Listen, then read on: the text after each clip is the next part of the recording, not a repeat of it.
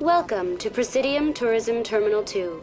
You are standing near the base of the Citadel Tower, one of the Presidium's most recognizable and important structures.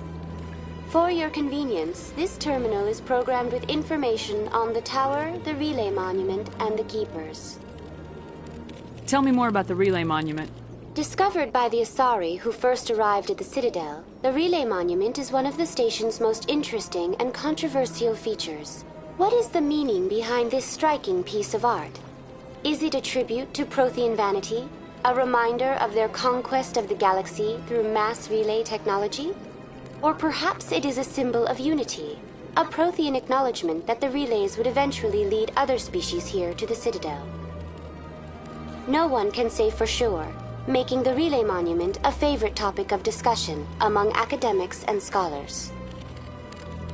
Tell me about the Citadel Tower. Housing both the council chambers and Citadel control, the tower is one of the most important buildings on the station.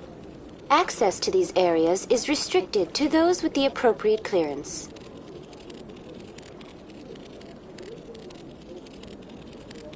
I'd like to hear more about the council chambers. The business of the council, which often has far-reaching effects on the galactic community, is conducted in a room at the apex of the Citadel Tower. The council chambers themselves are truly a magnificent sight to behold, though few get to experience the view in person. Typically, only the councilors, ambassadors, and high-ranking officials, along with various support staff, are allowed access. What if someone has business with the council? The average citizen must go through the proper channels if they wish an audience with the council. This is usually arranged through their respective ambassadors. Even then, few are given access to the actual council chambers. In most cases, the ambassador acts on behalf of the citizen. What happens in Citadel Control?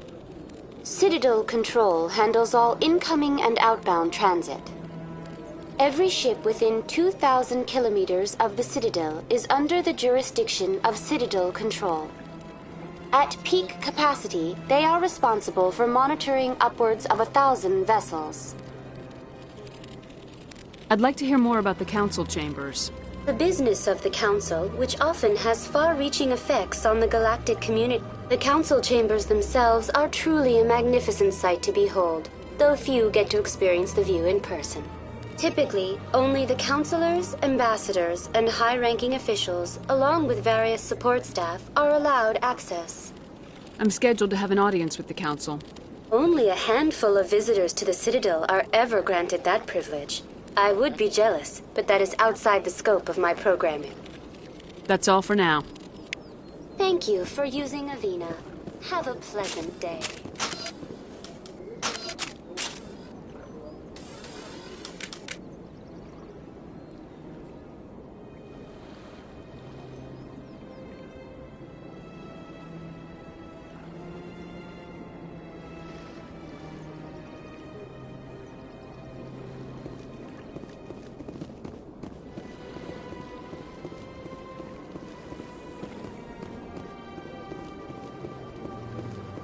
A Solarian excavation team has run into an unexpected problem after unearthing a Prothean dig site.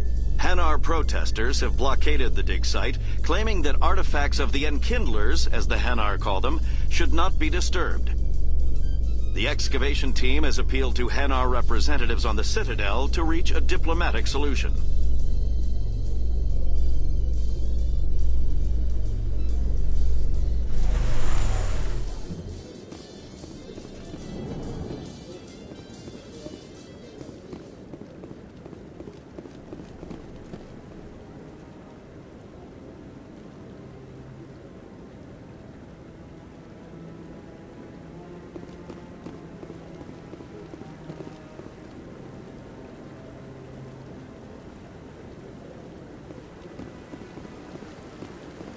Saren's hiding something. Give me more time. Stall them. Stall the council? Don't be ridiculous. Your investigation is over, Garrus.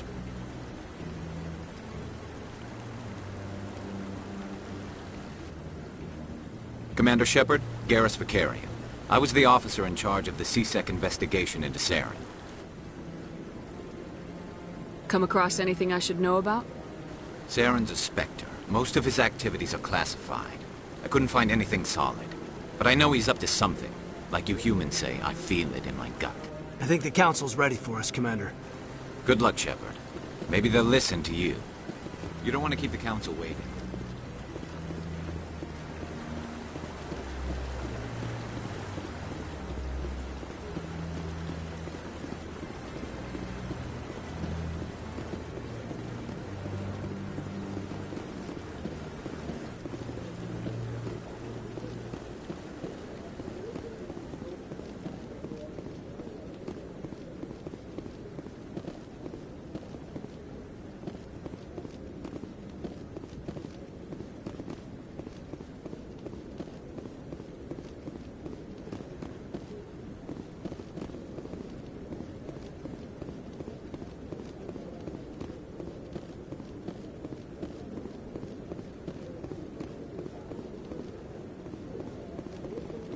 Don't be ridiculous. The Volus won't be joining the Council for years. I'm not so sure. The humans are making a strong push, and you can bet the Volus will be right on their coattails if they succeed. Allowing the humans to join us is a sound strategic move. But the Volus? No. The Hanna are likely to be next, then the Elcor. You may be right, though the Hanar need to lighten up a bit first. You just don't like them because you have trouble understanding them.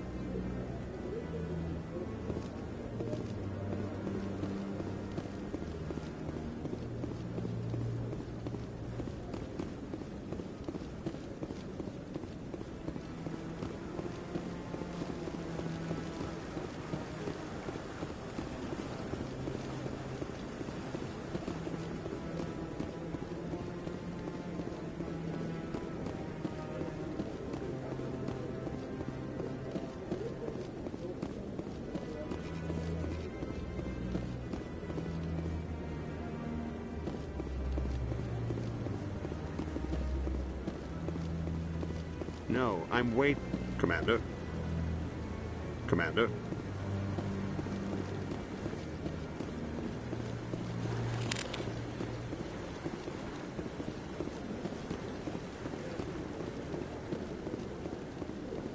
No, I just want to ask a couple of questions.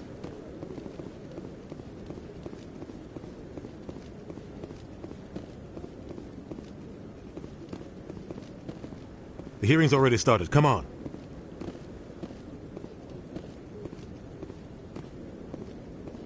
The Geth attack is a matter of some concern, but there is nothing to indicate Saren was involved in any way. The investigation by Citadel Security turned up no evidence to support your charge of treason. An eyewitness saw him kill Nihilus in cold blood. We've read the Eden Prime reports, Ambassador. The testimony of one traumatized dock worker is hardly compelling proof. I resent these accusations. Nihilus was a fellow Spectre and a friend. That just let you catch him off guard. Captain Anderson, you always seem to be involved when humanity makes false charges against me. And this must be your protege, Commander Shepard. The one who let the beacon get destroyed. The mission to Eden Prime was top secret. The only way you could know about the beacon was if you were there. With Nihilus gone, his files passed on to me. I read the Eden Prime report. I was unimpressed. But what can you expect from a human? Saren despises humanity. That's why he attacked Eden Prime. Your species needs to learn its place, Shepard. You're not ready to join the Council. You're not even ready to join the Spectres.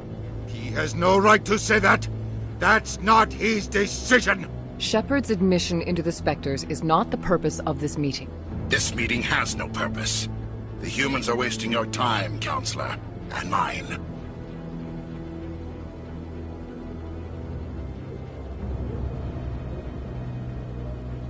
You can't hide behind the Council forever. There is still one outstanding issue. Commander Shepard's vision. It may have been triggered by the beacon. Are we allowing dreams into evidence now? How can I defend my innocence against this kind of testimony? I agree. Our judgment must be based on facts and evidence, not wild imaginings and reckless speculation. Do you have anything else to add, Commander Shepard?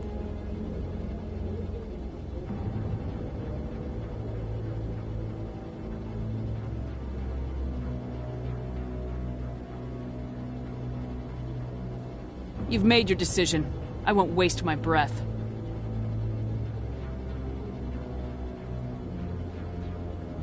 The Council has found no evidence of any connection between Saren and the Geth. Ambassador, your petition to have him disbarred from the Spectres is denied. I'm glad to see justice was served. This meeting is adjourned.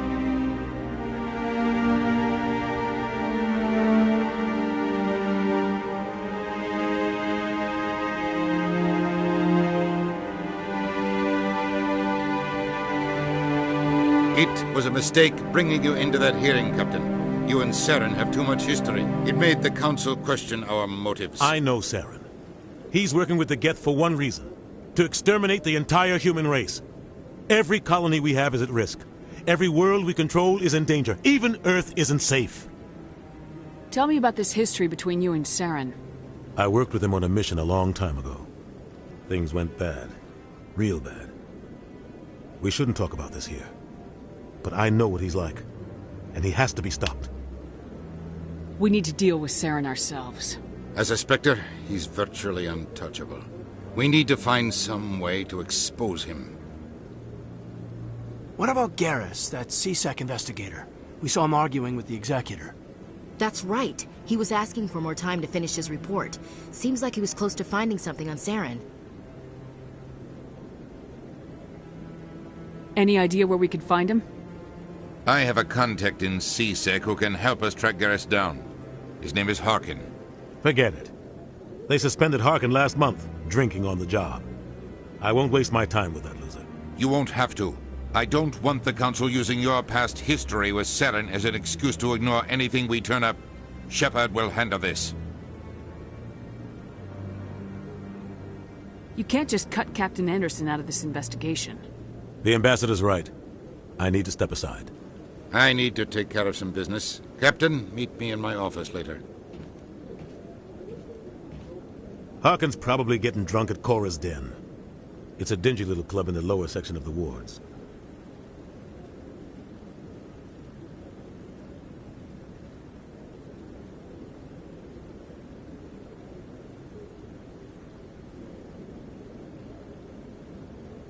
Maybe there's another way to find evidence against Saren. You should talk to Barla Vaughn over in the financial district.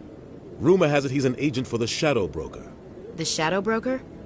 An information dealer. Buys and sells secrets to the highest bidder. I've heard Barla Vaughn's one of the top representatives. He might know something about Saren, but his information won't come cheap. You and Saren have a history. About 20... Saren eliminated his target. But a lot of people died along the way. Innocent people. And the official records just covered it all up. But I saw how he operates. No conscience. No hesitation. He'd kill 1,000 innocent civilians to end a war without a second thought.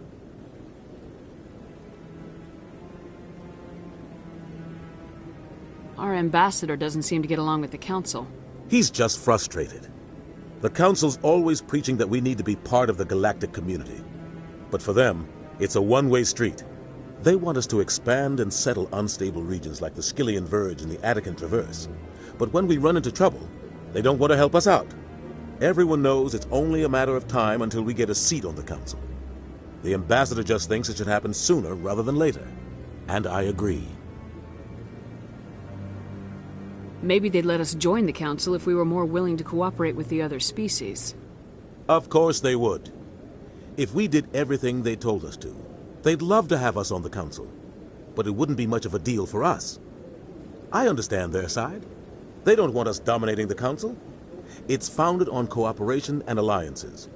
But we have to look out for our own interests, too. You don't think much of Harkin. The guy joined CSEC about 20 years ago. He's been an embarrassment to our species ever since. Roughing up suspects in custody, bribery accusations, alcohol and drug use. The embassy used to step in when he got in trouble. But I guess enough was enough.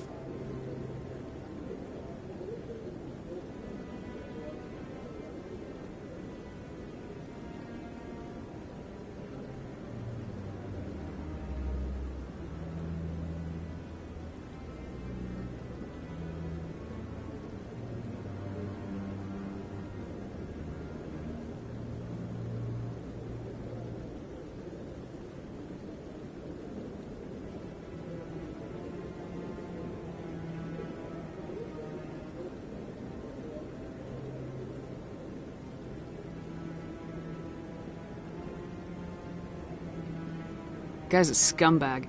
He should have been cut loose a long time ago. He was one of the first human CSEC officers. Guess it would have looked bad if he got fired. A lot of backroom deals were worked out over the years to keep him on the force. Politics is a dirty business sometimes, but it looks like his time's run out. We've got enough humans in CSEC now to stop protecting him. I want to know more about the Spectres. They're not your typical government agency. They tend to work alone, behind the scenes. They take care of problems the Council can't. It's not easy preserving peace across an entire galaxy. The Council prefers to use diplomacy and negotiation. But sometimes more extreme measures are needed. How do they decide who becomes a Spectre? You can't just apply to join. There's no training program. Spectres aren't made. They're born. The Council's always looking for exceptional individuals. People who can get the job done, like you. They've been watching you for years. They see something in you. They want you on their side. Nihilus was supposed to give them a final recommendation, but with him gone, things are still up in the air. What's their command structure like? There is no command structure. Each Spectre answers directly to the Council. Sometimes they're sent on specific missions. Other times, they act on their own. They tend to operate outside the law, do whatever it takes to accomplish their goals. The Council just turns a blind eye. Spectres have a lot of power, Shepard. They sound like shadow operatives. Everything about them is classified. We don't even know how many there are. The latest Alliance estimate puts their numbers under 100. But the Council couldn't do its job without them. They're the Citadel's top agents, the last line of defense, the final option before open war. The entire galaxy respects and fears them. If a Spectre shows up, you know something big is about to happen. What happens when a Spectre goes rogue, like Saren? It doesn't happen often. The Council is careful when they select their candidates. But when something does go wrong, there's usually only one solution. Send another Spectre to bring the rogue agent down.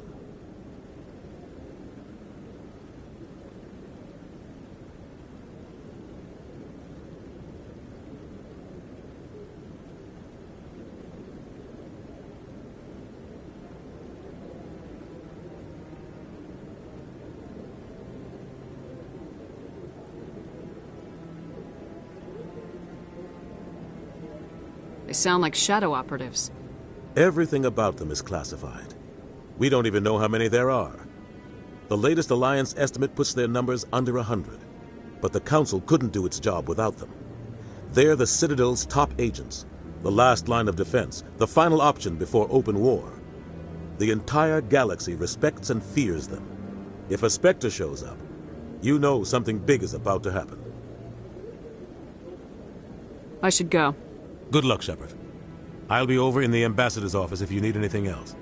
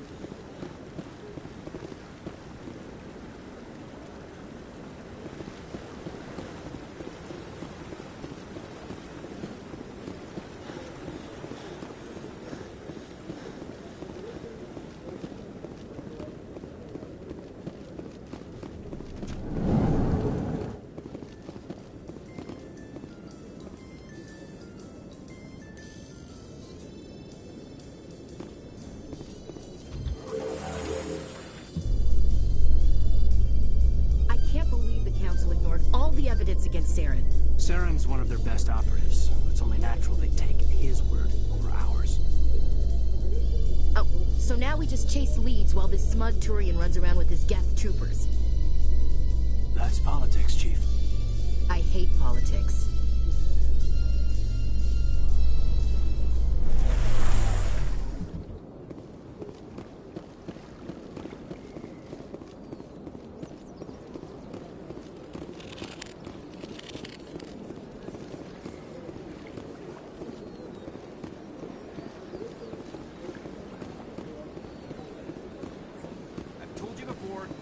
allowed in here. This one believes it has the right to move freely through this area. You're creating a public disturbance. It's against Citadel regulations. This one is unsure why the other would not wish word of the Enkindlers to be spread.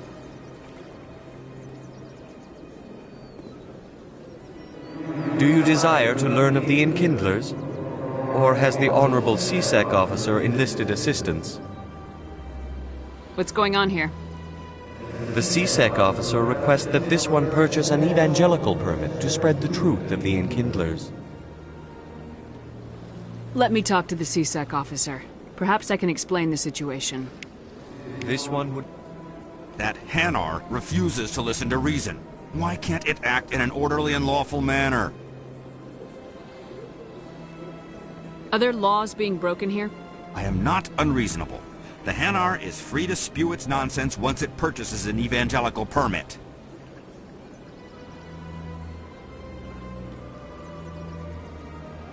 So if the Hanar gets a permit, it's allowed to preach? No. Registered evangelicals must follow regulations. There are specific areas where preaching is legal. Failure to follow the regulations results in the forfeiture of the license. What's the purpose behind the evangelical permits? Forcing religious evangelicals to register for a permit weeds out undesirables. It keeps the area safe. The Citadel is too important to become a battleground for a religious war. If you'd like, I could talk to the Hanar for you. I have argued with the stubborn jelly-all. Has the C-Sec officer been assuaged? Is this really how you want to represent the Enkindlers? The truth of the Enkindlers must be made known. They gave the Hanar language, and gave the universe the mass relays. This one only wishes to spread the truth to any who will listen. There is no intent to cause trouble. What if I purchase the evangelical permit for you? Finances are only a partial limitation. This one does not believe that one should pay in order to speak the truth. However, this one also does not possess the 150 credits necessary to purchase the permit.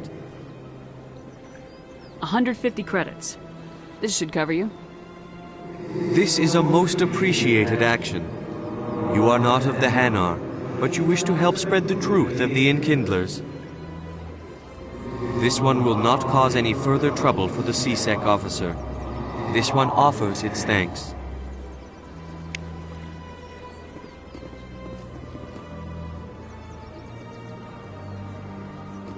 I see the Hanar is left. Thank you. Happy to help. Here, for your assistance in this matter. Now, if you'll excuse me, I should report to my superiors.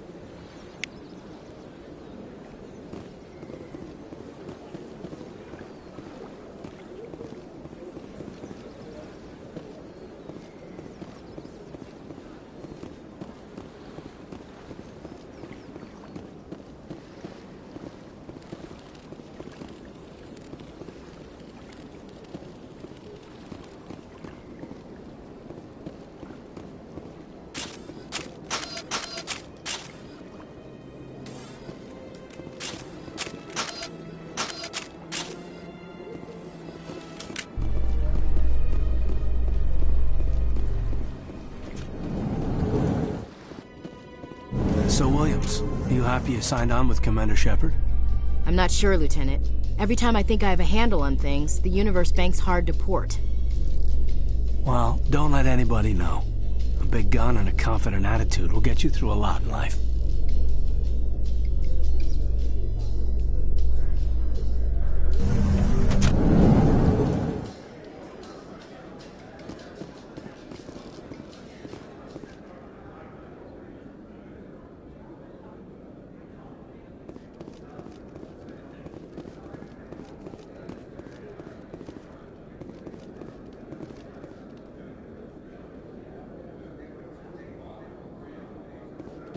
Do you really think we'll find him down here? He always stops in for a few games of Quasar before he makes his drop. Fist is gonna be pissed if we take down his supplier. That's the point. We want a man. Angry people make mistakes. There's just something about Fist that makes me nervous. Good. He's a dangerous man. Now keep your eyes peeled for our mark.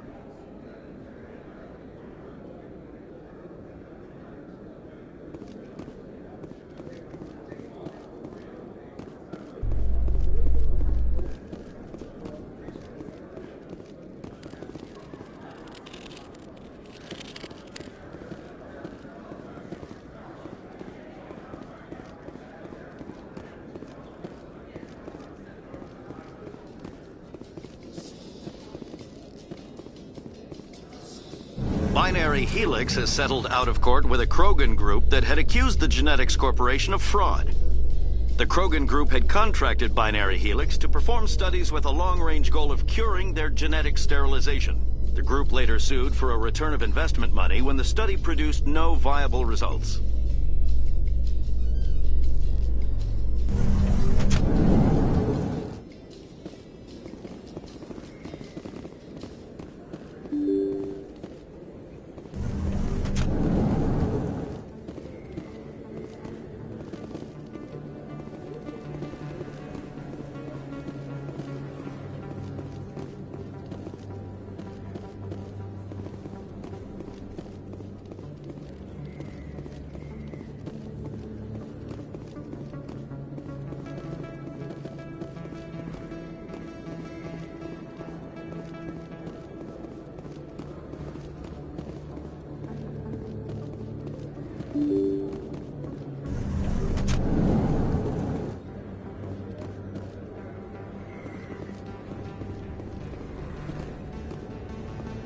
That's her.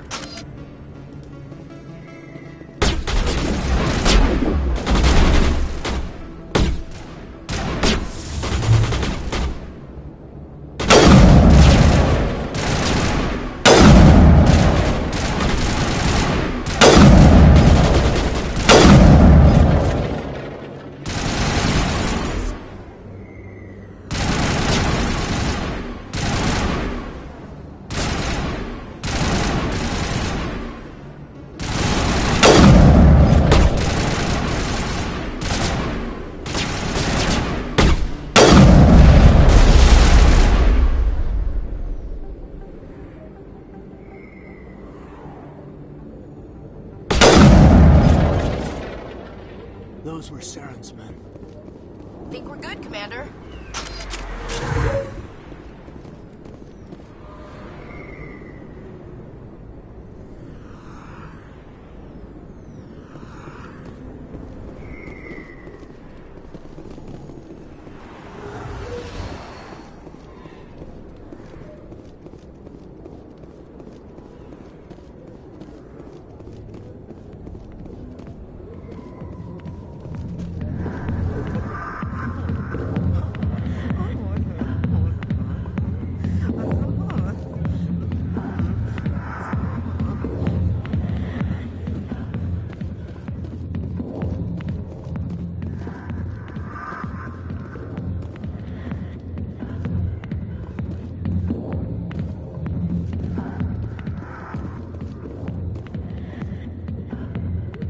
Back off, Rex.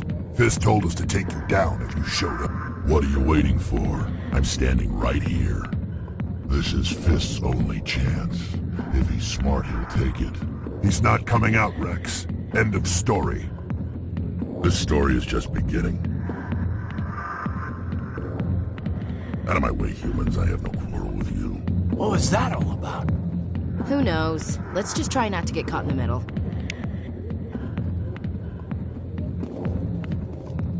Hey there, sweetheart. You looking for some fun? I gotta say, that soldier get-up looks real good on that body of yours. Why don't you sit your sweet little ass down beside old Harkin? Have a drink. We'll see where this goes. Maybe later. Suit yourself, princess. You know, if more Marines looked like you, I might have joined the Alliance instead of CSEC. Harkin, right? I was told you could help me find someone. A Turian CSEC officer named Garrus. Garrus? You must be one of Captain Anderson's crew. Poor bastard, still trying to bring Saren down, eh? I know where Garrus is, but you gotta tell me something first. Did the captain let you in on his big secret?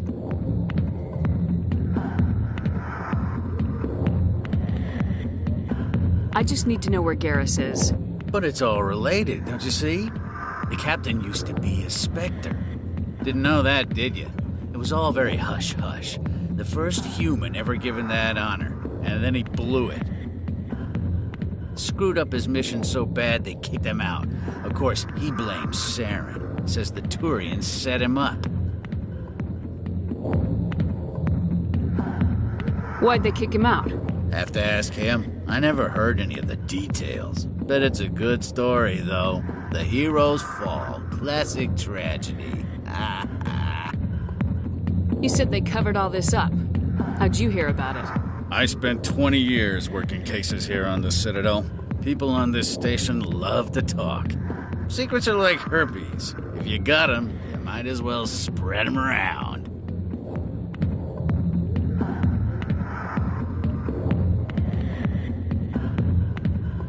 Just tell me where Garrus went. Garrus was sniffing around Dr. Michelle's office. She runs the med clinic on the other side of the wards. Last I heard, he was going back there.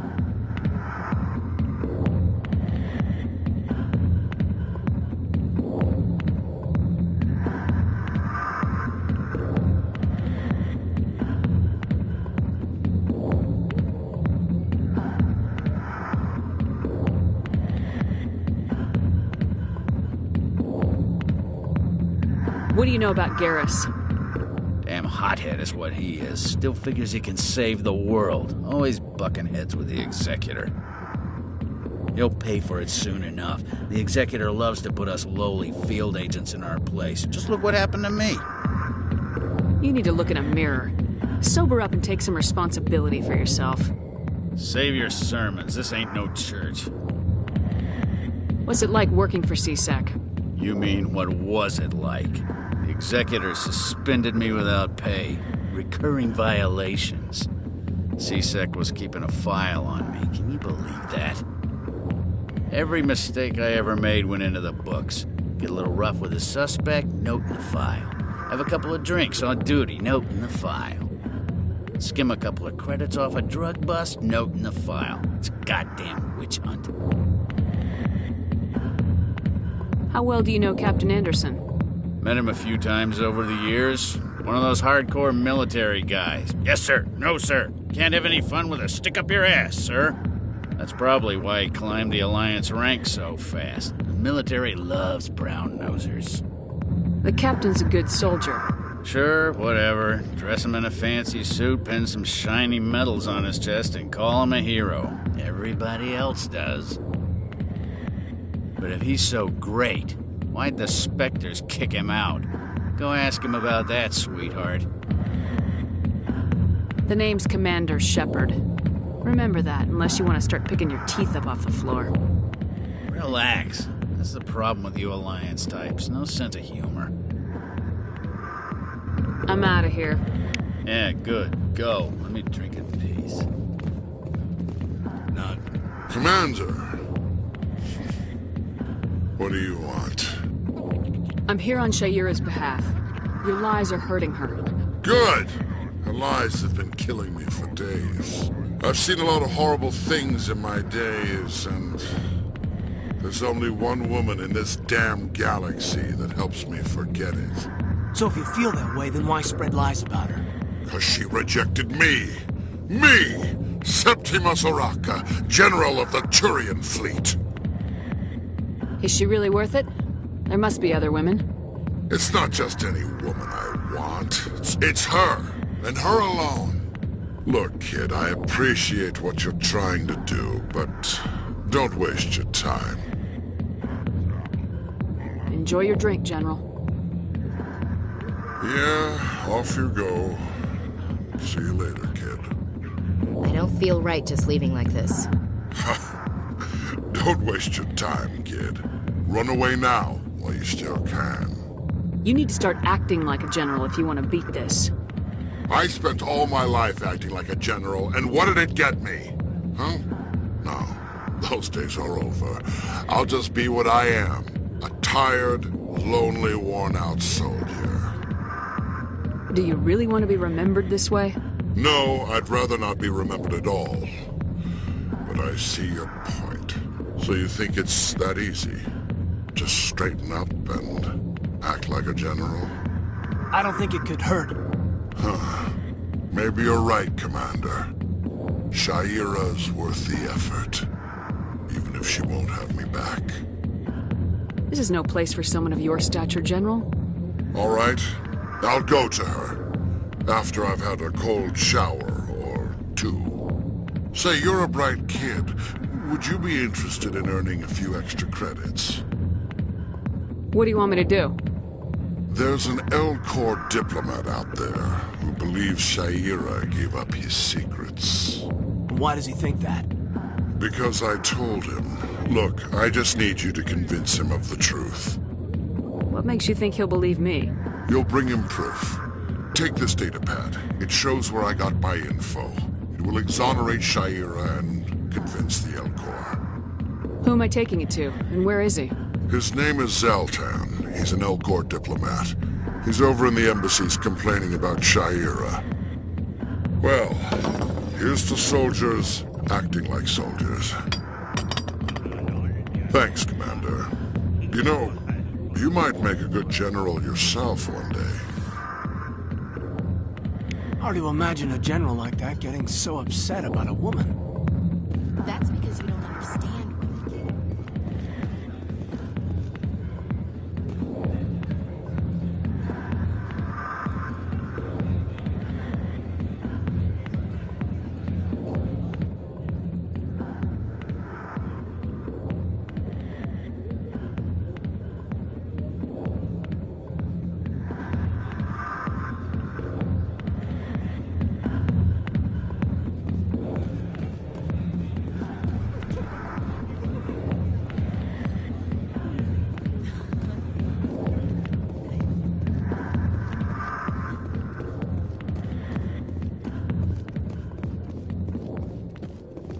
The back rooms are private, reserved for Fist and his friend.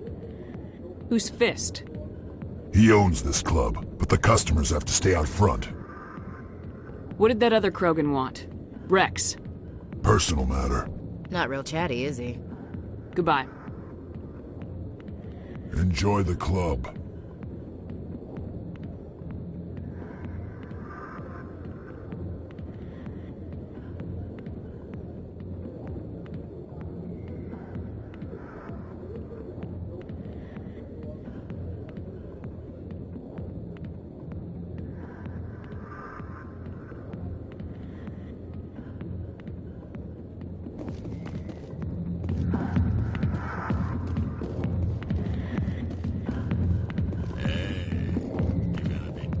I got business here. Then why didn't Captain Anderson tell us he used to be a Spectre? Maybe it's not true. Morgan's an ass. Then he's just messing with my head.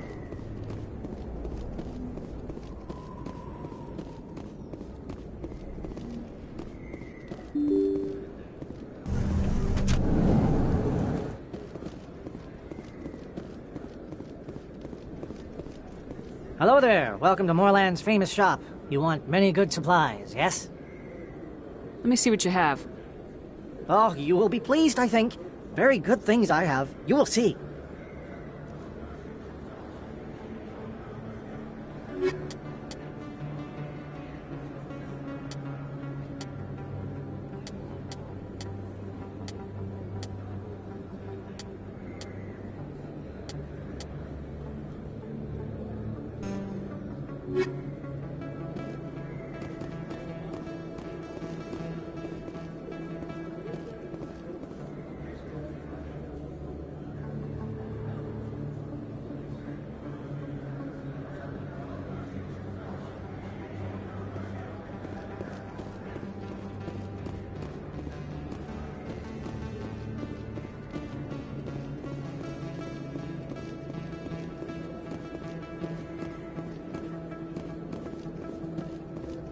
Is that really...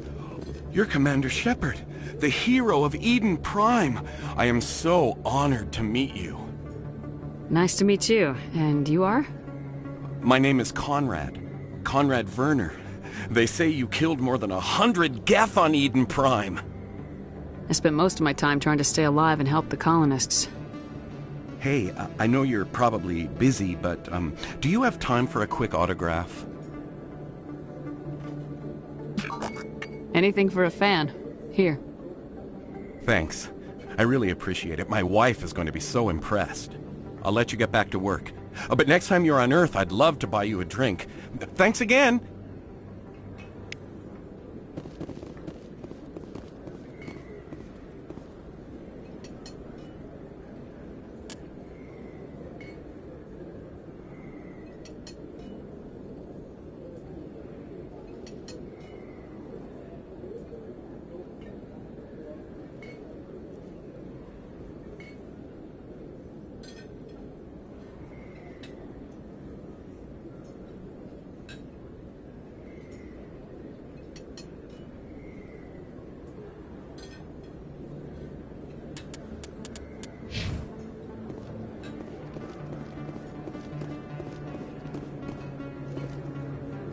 Hello, Earth Clan. No doubt you've just come back from the colonies. Will you be needing supplies? What colonies are you talking about? Oh, my mistake, Earth Clan. I assumed... It doesn't matter. Pharos? Noveria? Well, if you haven't heard of them yet, I'm sure you will soon. But it doesn't matter where you hail from. My goods are available to all. What can you tell me about Noveria? The corporate capital of the Attican Traverse. Very cold. Very snowy. I don't get too many clients from there. They all have their own private suppliers. I'd like to know more about Pharos. It's an old Prothean world. Their buildings still litter the surface. The humans aren't the first to colonize it, but they are the most recent. I just realized I haven't heard from my contact on that planet for some time. Ah, well, I'm sure he's fine. Show me what you've got. Most excellent. I am sure you will find something pleasing.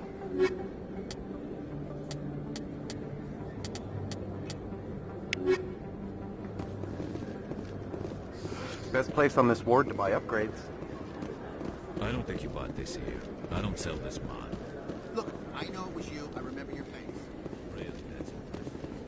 Usually you humans can't tell one Turian from another. This was the place. Now, are you going to give me a refund or not? We have you.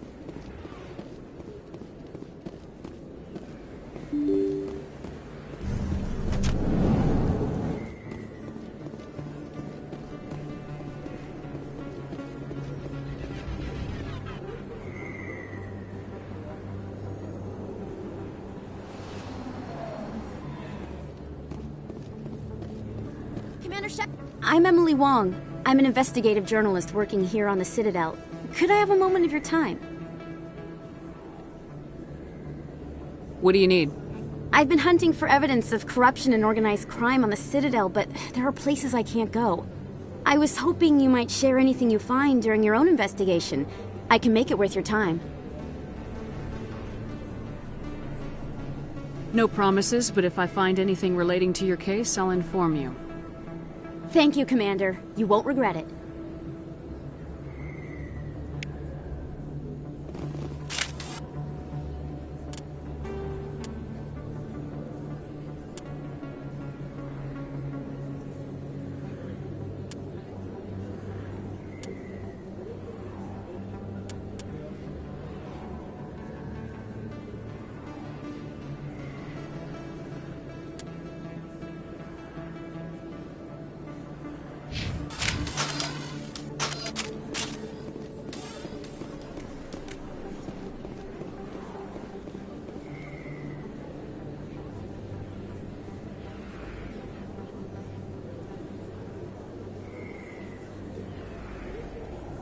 Big place. That your professional opinion, sir?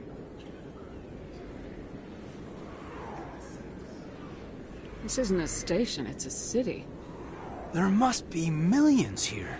It can't be possible to track everyone coming and going. This makes Jump Zero look like a porta-john, and it's the largest deep space station the Alliance has. Jump Zero is big, but this is a whole nother scale. Look at the ward arms. How do they keep all that mass from flying apart?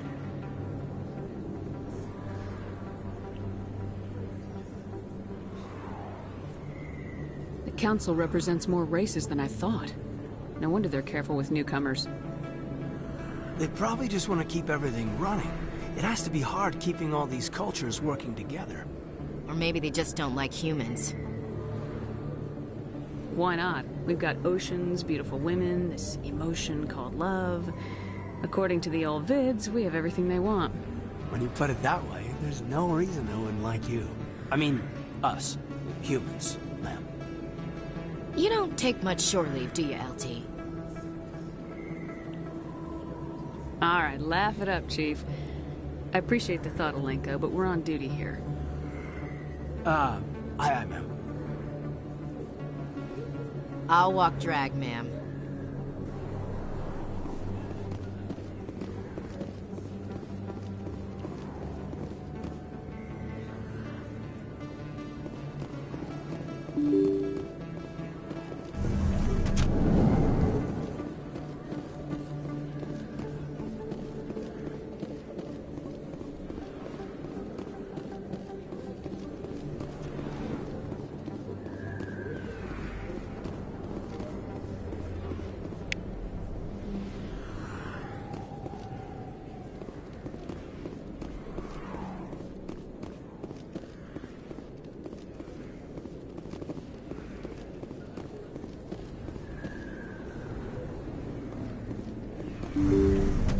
I didn't tell anyone, I swear! That was smart, Doc. Now if Garrus comes around, you stay smart. Keep your mouth shut or we'll... Who are you? Let her go. Ah!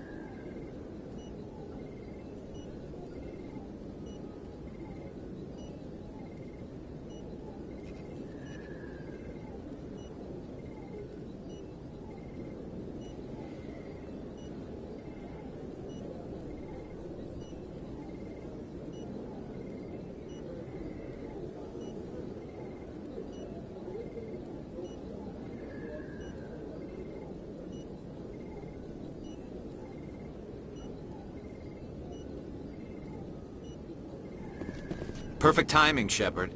Gave me a clear shot at that bastard. What were you thinking? You could have hit the hostage. There wasn't time to think. I just reacted. I didn't mean to... Dr. Michelle, are you hurt? No, I'm okay. Thanks to you. All of you. Why were they threatening you?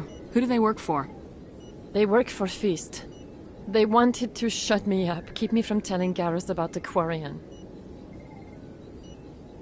What Quarian? A few days ago, a Quarian came by my office. She'd been shot, but she wouldn't tell me who did it. I could tell she was scared, probably on the run. She asked me about the Shadow Broker. She wanted to trade information in exchange for a safe place to hide. Then what? I put her in contact with Fist. He's an agent for the Shadow Broker. Not anymore.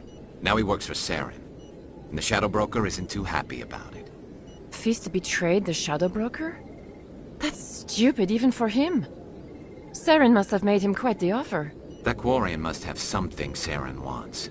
Something worth crossing the Shadow Broker to get.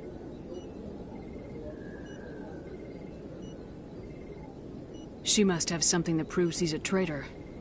Did the Quarian mention anything about Saren, or the Geth? She did. The information she was going to trade. She said it had something to do with the Geth. She must be able to link Saren to the Geth. There is no way the Council can ignore this.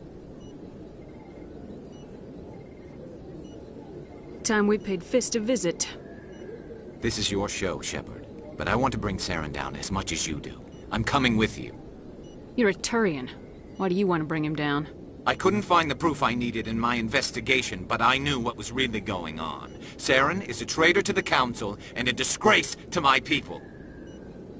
Welcome aboard, Garrus. You know, we aren't the only ones going after Fist.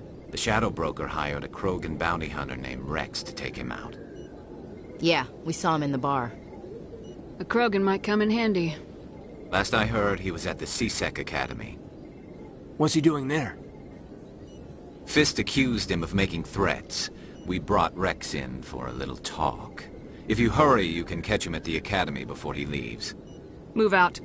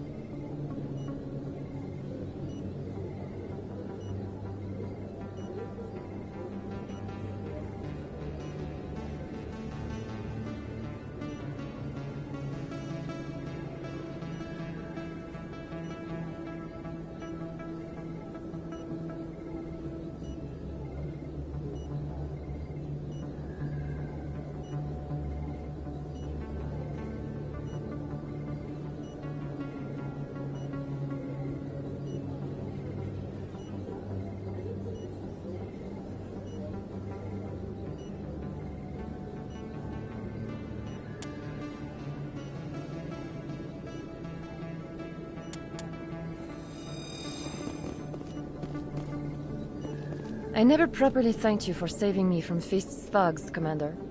I don't know what would have happened if you hadn't been there. You're a doctor. How did you end up here on the Citadel? My parents brought me here when I was young. My father was a medic with the Alliance. I chose to keep the medical tradition alive, but not the military. Fixing up wounded soldiers isn't my idea of fun. You're a doctor. I chose to keep the medical tradition alive, but not the military. Let me take a look at what you have for sale. Of course.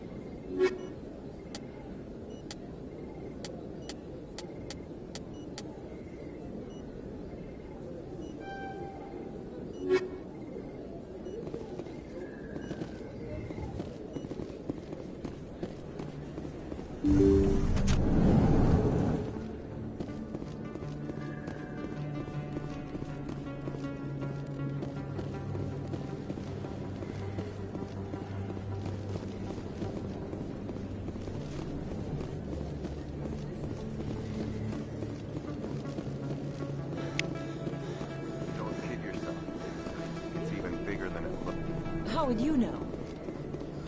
I got a tour. One of 500 to see the ascension from the inside out.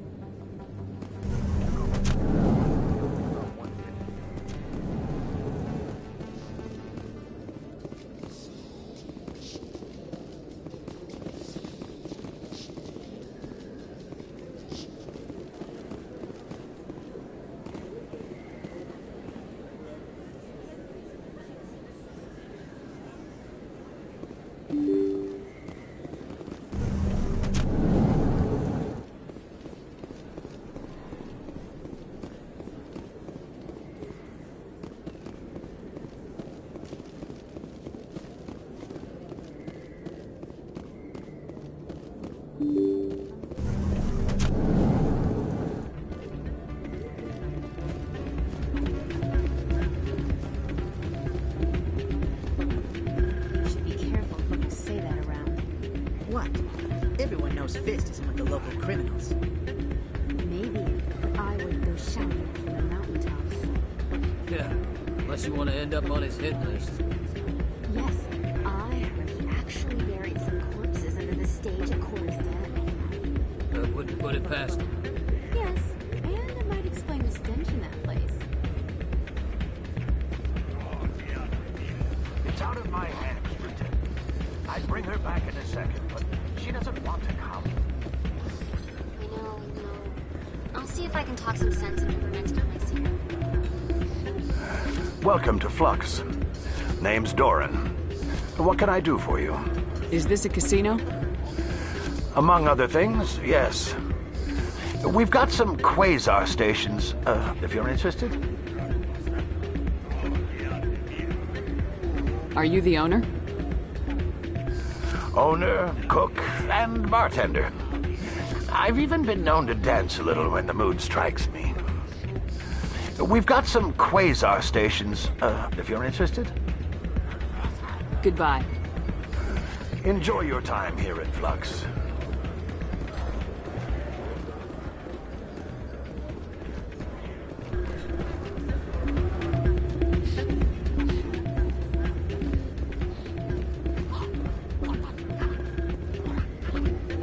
I'm waiting for someone else.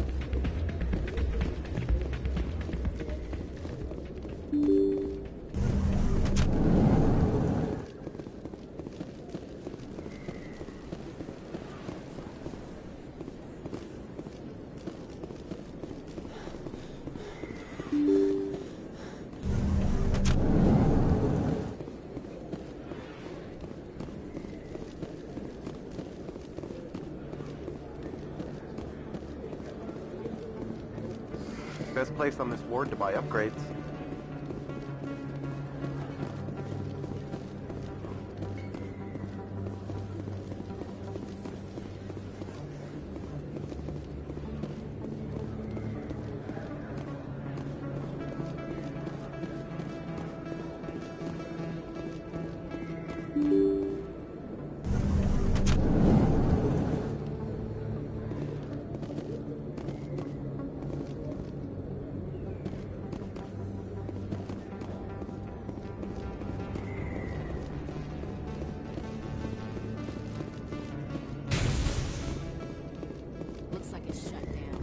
Fist knows we're coming.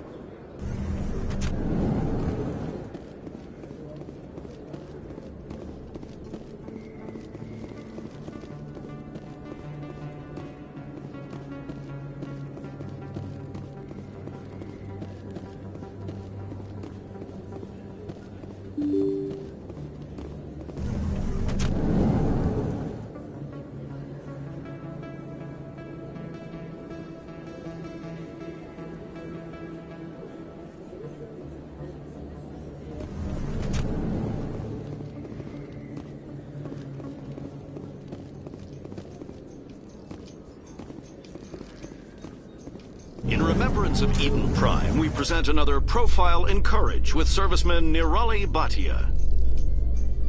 A devoted wife and talented chef, Serviceman Bhatia joined the Alliance military under the Deferred Education Plan. After finishing her service, Bhatia planned to open a restaurant. Instead, she gave her life protecting the colonists of Eden Prime. For more Profiles in Courage, or to explore opportunities in the military, please visit the Alliance military on the extranet. Keyword, Courage.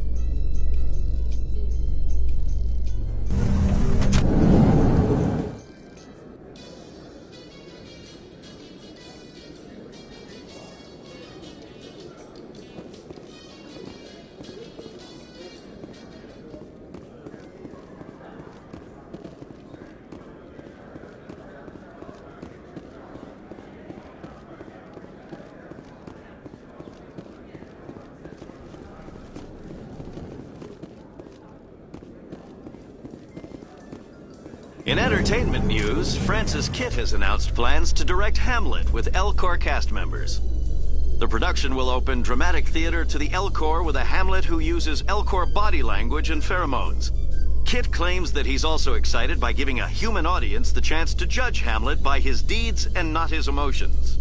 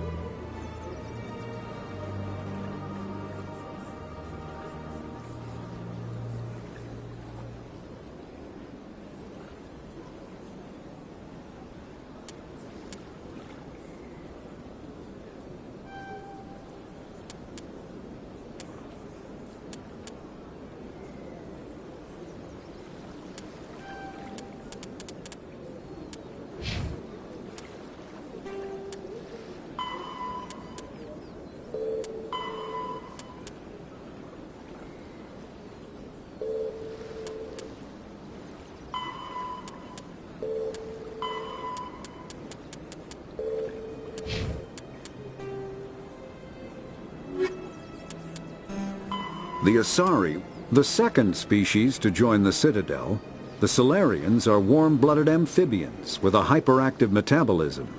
Solarians think fast, talk fast, and move fast. To Solarians, other species seem sluggish and dull-witted. Unfortunately, their metabolic speed leaves them with a relatively short lifespan. Solarians over the age of 40 are a rarity.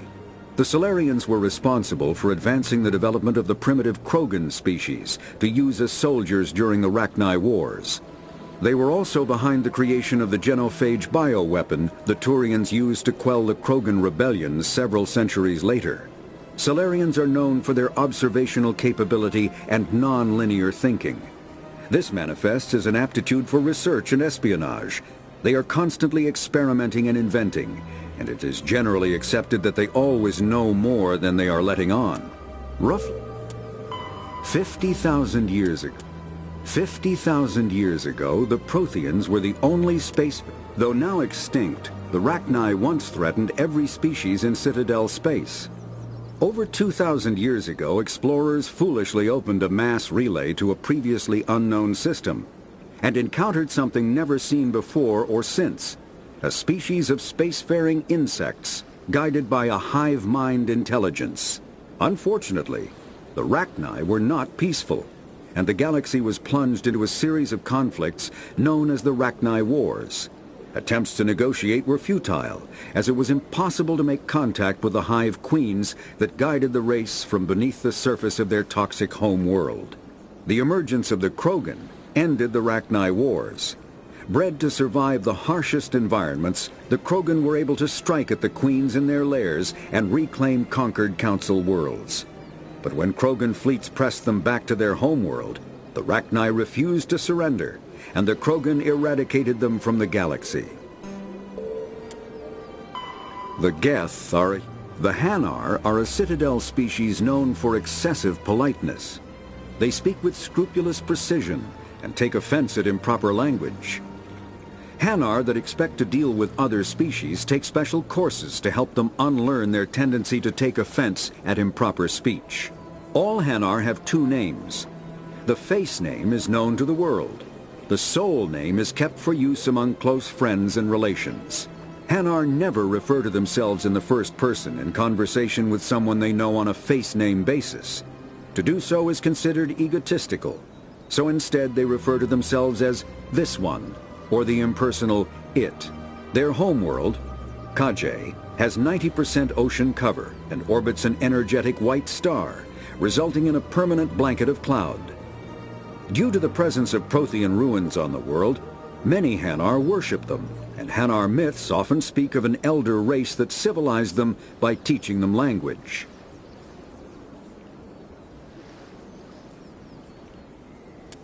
The Krogan evolved in a hostile and vicious environment. Until the invention of gunpowder weapons, eaten by predators was still the #1 cause of Krogan fatalities. Afterwards, it was death by gunshot. When the Solarians discovered them, the Krogan were a brutal, primitive species, struggling to survive a self-inflicted nuclear winter. The Solarians culturally uplifted them, teaching them to use and build modern technology, so they could serve as soldiers in the Rachni War. Liberated from the harsh conditions of their homeworld, the quick-breeding Krogan experienced an unprecedented population explosion. They began to colonize nearby worlds. Even though these worlds were already inhabited, the Krogan rebellions lasted nearly a century, only ending when the Turians unleashed the Genophage, a Solarian-developed bioweapon that crushed all Krogan resistance. The Genophage makes only 1 in 1,000 pregnancies viable, and today the Krogan are a slowly dying breed. Understandably, the Krogan harbor a grudge against all other species, especially the Turians. Driven from their home system by the Geth nearly 3 centuries ago, most Quarians now live aboard the Migrant Fleet, a flotilla of 50,000 vessels ranging in size from passenger shuttles to mobile space stations. Home to 17 million Quarians, the flotilla understandably has scarce resources. Because of this, each Quarian must go on a rite of passage known as the pilgrimage when they come of age. They leave the fleet and only return once they have found something of value they can bring back to their people. Other species tend to look down on the Quarians for creating the Geth, and for the negative impact their fleet has when it enters a system. This has led to many myths and rumors about the Quarians, including the belief that underneath their clothes and breathing masks, they are actually cybernetic creatures, a combination of organic and synthetic parts. The Volus are a member species of the Citadel with their own embassy, but they are also a client race of the Turians. Centuries ago, they were voluntarily absorbed into the hierarchy, effectively trading their mercantile prowess for Turian military protection.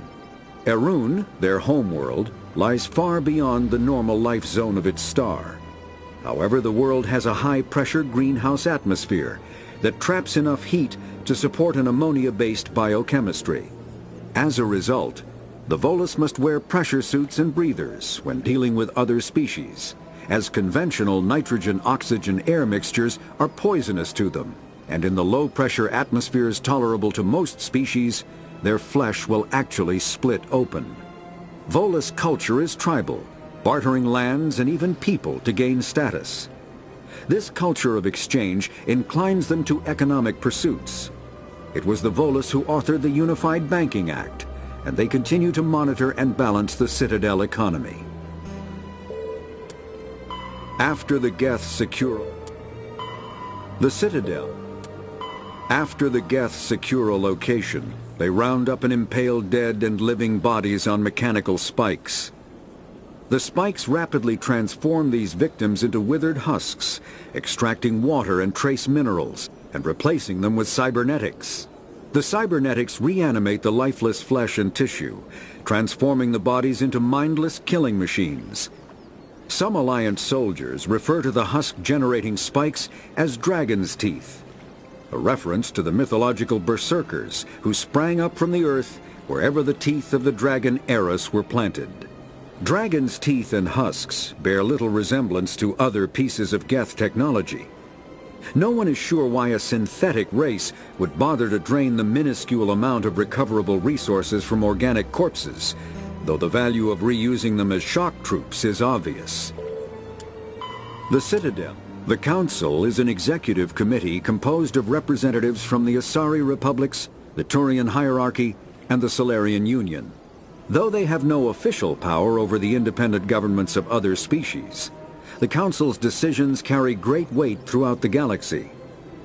No single Council race is strong enough to defy the other two, and all have a vested interest in compromise and cooperation. Each of the Council species has general characteristics associated with the various aspects of governing the galaxy. The Asari are typically seen as diplomats and mediators. The Solarians gather intelligence and information. The Turians provide the bulk of the military and peacekeeping forces. Any species granted an embassy on the Citadel is considered an associate member, bound by the accords of the Citadel Conventions. Associate members may bring issues to the attention of the Council, though they have no input on the decision. The Human Systems Alliance became an associate member of the Citadel in 2160. Spectre. Noveria is a cool, rocky world with most of its hydrosphere locked up in massive glaciers. A privately chartered colony world, the planet is owned by the Noveria Development Corporation Holding Company. The NDC is funded by investment capital from 24 high-technology development firms and administrated by an executive board representing their interests. The investors built remote hot labs in isolated locations across Noveria's surface. These facilities are used for research too dangerous or controversial to be performed elsewhere, as Noveria is technically not part of Citadel space and therefore exempt from Council law. By special arrangement, Citadel Special Tactics and Reconnaissance agents have been granted extraterritorial privileges, but it remains to be seen how committed the Executive Board is to that principle. Given its unique situation, it is understandable that Noveria is often implicated in all manner of wild conspiracy theories.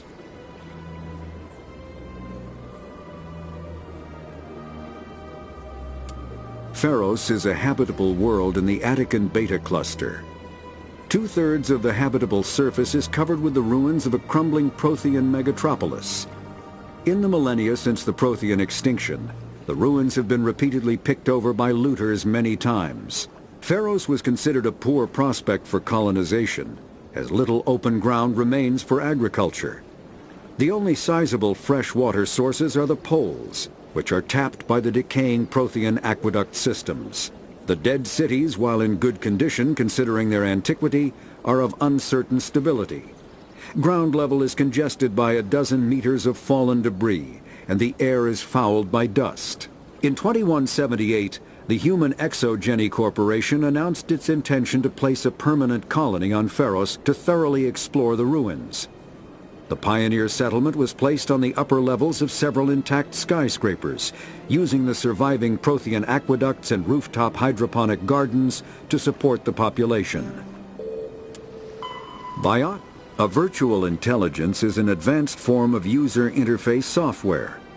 VIs use a variety of methods to simulate natural conversation, including an audio interface and an avatar personality to interact with. Although a VI can provide a convincing emulation of sentience, they are not self-aware, nor can they learn or take independent action. VIs are used as operating systems on commercial and home computers. Minimal VI agents are also available. Agents are compact and specialized. Some serve as personal secretaries, filtering calls and scheduling meetings based on user-defined priorities. Others are advanced search engines, propagating themselves across the extranet to collate user-requested data. Commercial VIs in a variety of stock personalities are available at any software retailer.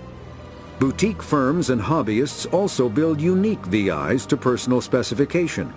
Although software emulation of living personalities is illegal, reconstructions of famous historical figures are common.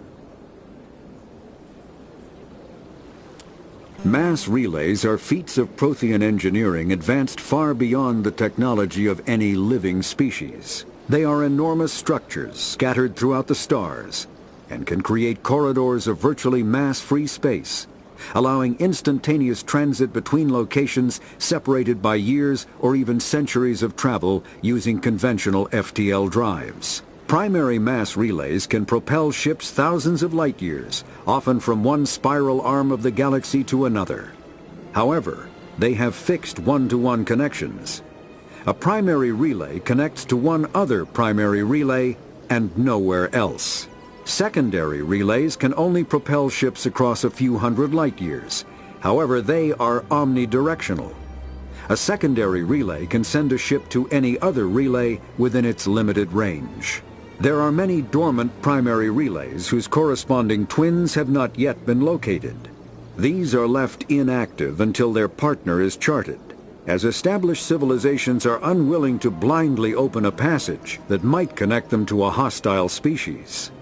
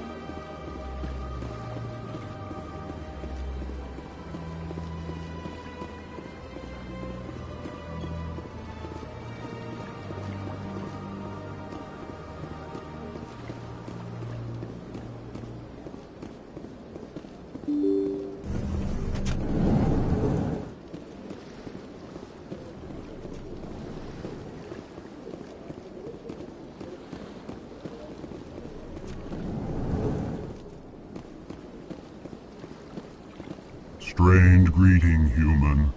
This is really not a good time. I know who revealed your secret. It was a Turian named Septimus. Unbelieving, I know this Septimus, and he could not learn my secrets. The only way he could learn them is from the Asari consort. Not true. Look at this. Confused. This is difficult to fathom. If the Turian could learn this on his own, dismayed, anyone can discover my secret. Septimus is a powerful man, and it wasn't easy for him to find. Relieved. I suppose you are correct, human. Thank you for this information. Startled realization. I must speak with the consort. She will be most displeased with my actions. Anxious request. Please, human, if you will excuse me, I must go now. I'm sure she'll forgive you. It was Nana's mistake. Doubtful. Perhaps you are right, human. I can only hope so. Thankful. That was a great thing you did, Commander. Approving. You see, Din, not all humans are as you say. I'm sure the Earth Clan stands to profit. Pleased greeting. Human, it is always good to see your kind. I am Ambassador Kalen. Genuine query. Is there something I can do for you this day?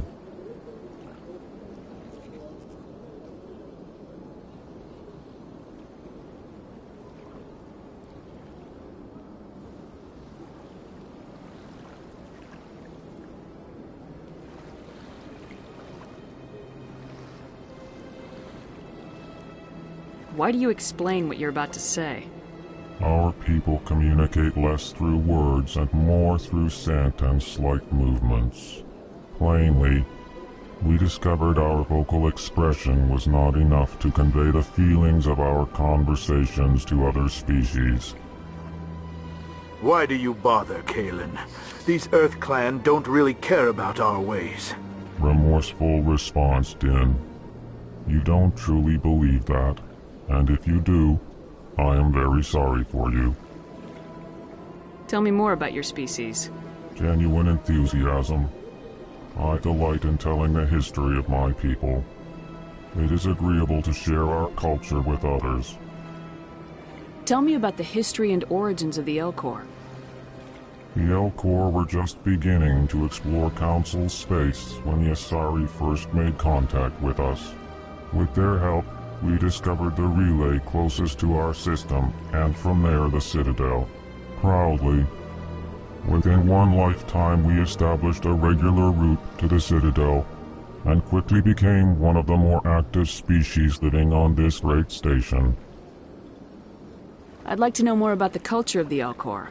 Frankly, we Elcor prefer the safety and familiarity of our own colonies to the confines of space travel. Our society is built on small, tight-knit groups, though we are always welcoming to outsiders. Our government tends to be very stable.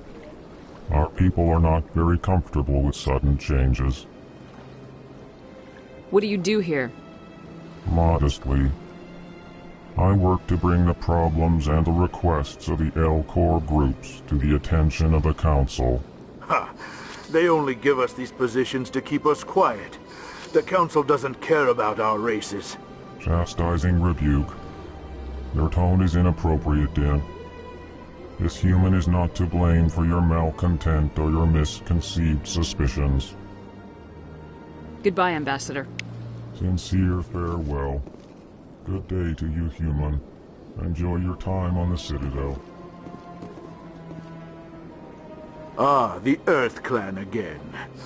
What is it now? You seem to have a bit of a chip on your shoulder, Din. You humans are new to the Citadel, and yet the Council has granted you great favor. Chastising rebuke, Din. Your species has always been granted many concessions. Bolus territory has expanded tenfold since coming to the Citadel. Details. We still have no real say in the decisions that affect Citadel space. Goodbye, Ambassador. Yes, yes. Good day, Earth Clan.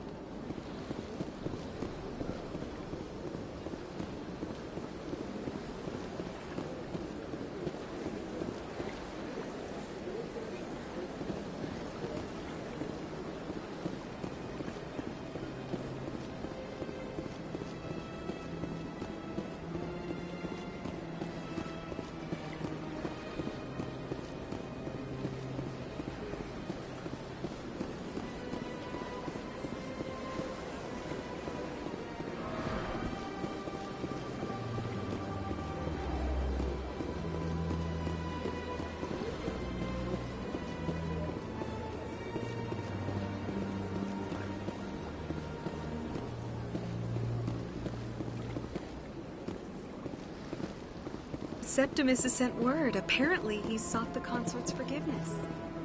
That's right. It was a long time ago, though. I barely remember. What drew you back to the consort? It may sound strange, but I saw that's not strange. Many of us have felt the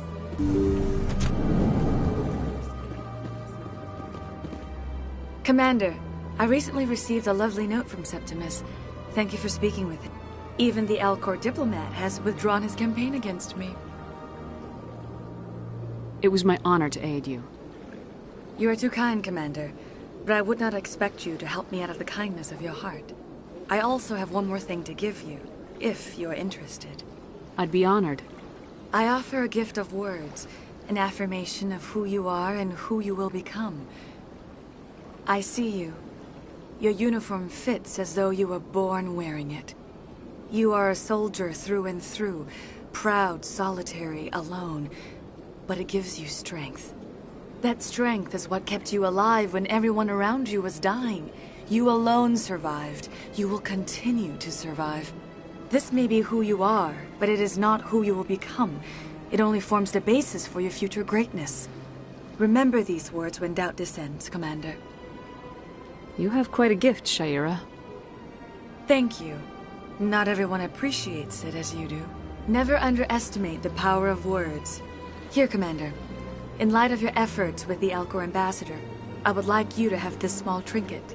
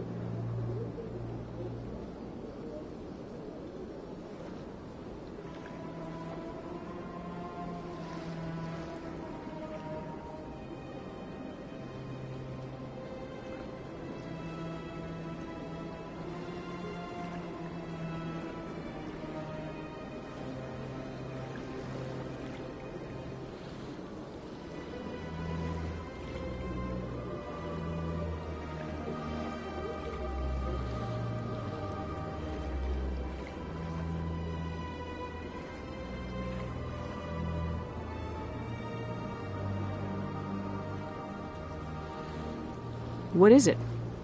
A small mystery. I have never learned its use or purpose, but I sense it is time for me to pass it on. And now I must ask you to leave. I have done everything I can for you. Remember my words, Commander Shepard. They will give you strength.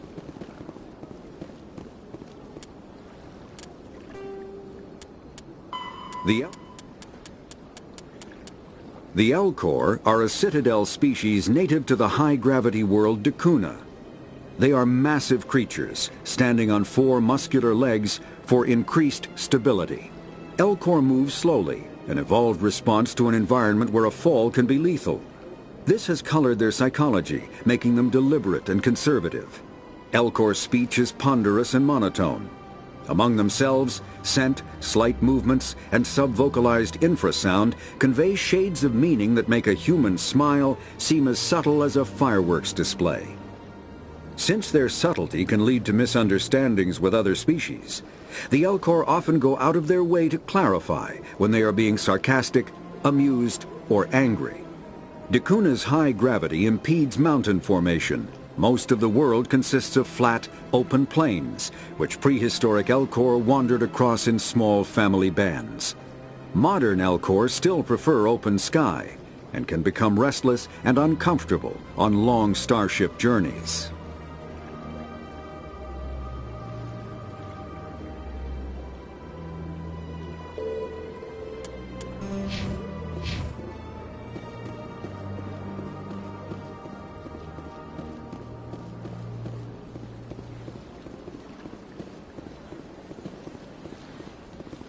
You're with the Alliance?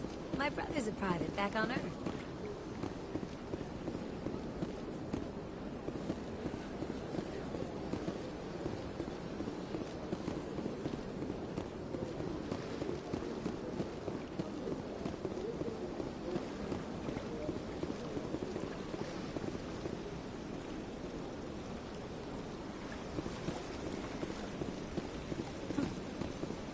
Welcome to Presidium. The statue in the aftermath of the Krogan rebellions. Thank you for using Avina. Have a pleasant day.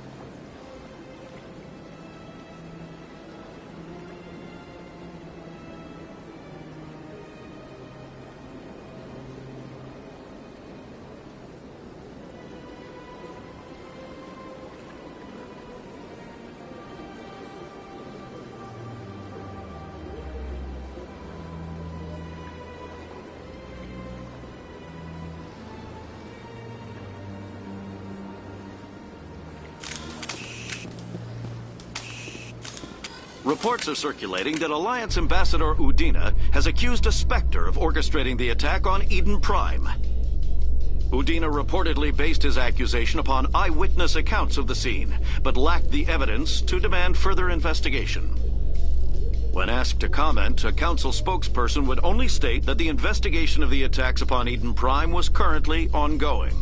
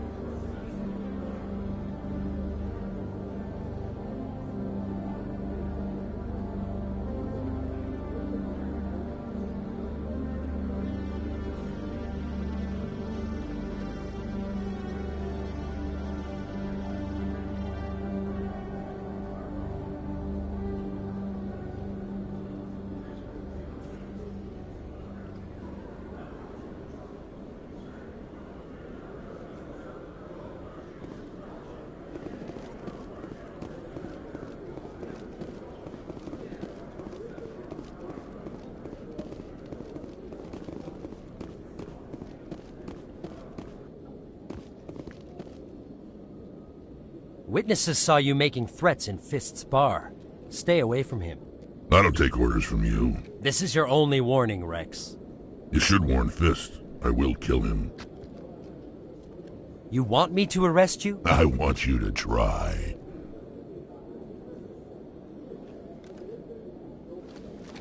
Go on. Get out of here. Do I know you, human? My name's Shepard. I'm going after Fist. Thought you might want to come along. Shepard. Commander Shepard. I've heard a lot about you. We're both warriors, Shepard. Out of respect, I'll give you fair warning. I'm going to kill Fist. Fist knows you're coming. We'll have a better chance if we all work together. My people have a saying. Seek the enemy of your enemy, and you will find a friend. Glad to have you on the team, Rex. Let's go. I hate to keep Fist waiting.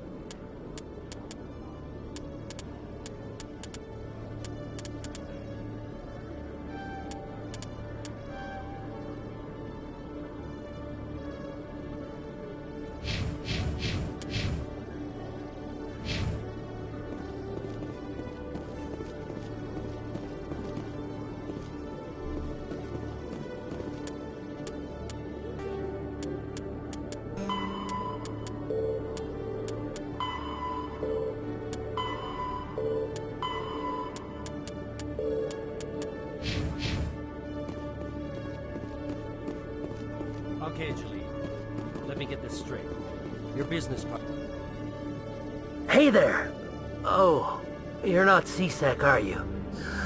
Did you want something? What were you trying to explain to the officer before?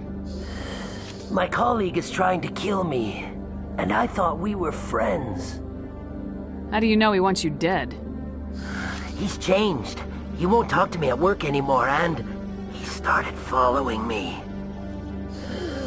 Yesterday, he followed me all the way home, just waiting for a chance. I don't care what anyone thinks. He wants me gone. I know it. Is there something I can do? Talk to your friend, maybe? Would you? That's all I want. Someone to talk to him. Tell him to leave me alone. He thinks he can just push me around, but you'll show him, won't you? Just tell me where he is and I'll go find him. Oh, right. Well, he wanted to meet with me down in the wards near the markets. He said he just wanted to talk, but I know better. His name's Shorban. He's a Solarian. You shouldn't have any trouble. He's just a scientist. Well, good luck.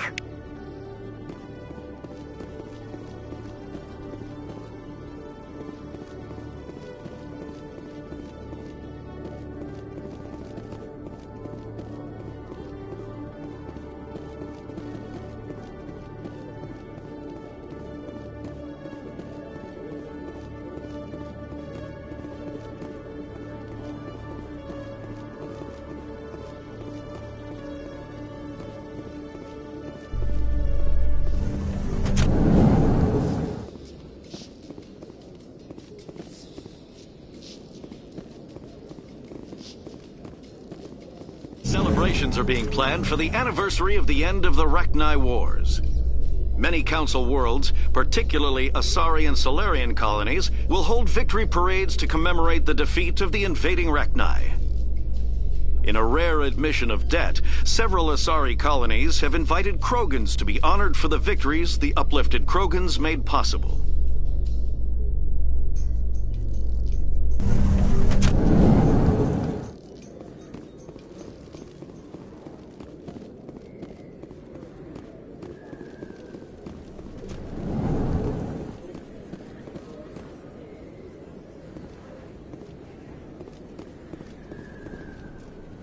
Hey, I know you. You're Shepard, right? I saw the monument at Akuz. They got a whole section about you there. It's a miracle you survived. Looks like you have a fan. I'm sorry, I just never thought I'd meet someone like you in person. My name's Lang, Officer Eddie Lang, Citadel Security. It's an honor to meet you, Commander. What are you doing down here in the wards? Anything I can help you with?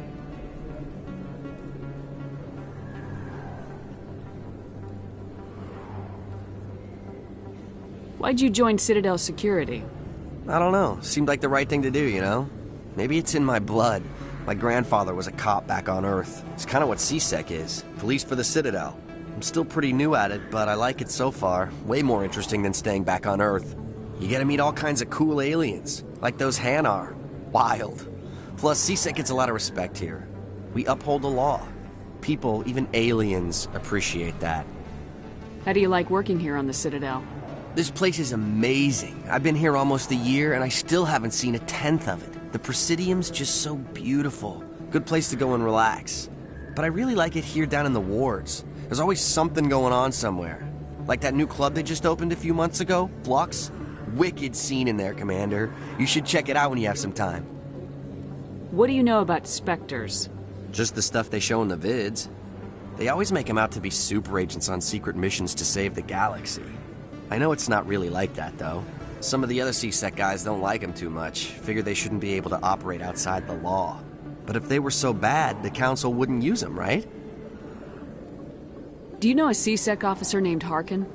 I shouldn't really say too much. He's been on the force a lot longer than me. But I've heard things, you know? Drinking on the job, taking bribes, that kind of thing. Rumors mostly, but they suspended him, so some of it must be true. I have to go. Right. You're probably real busy. Well, see you around, Commander.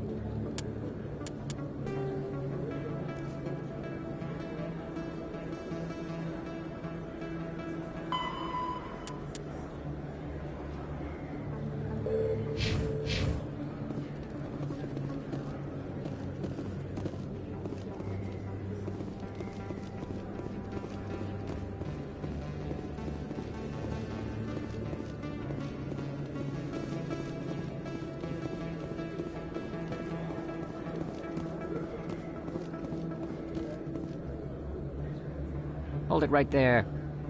Just throw me the data and you can walk away. What data? What are you talking about? I didn't come out to play games with you, human. I'll ask you one more time. Give me the data and you and Jalid will live to see another day. There's no need to let things get out of hand.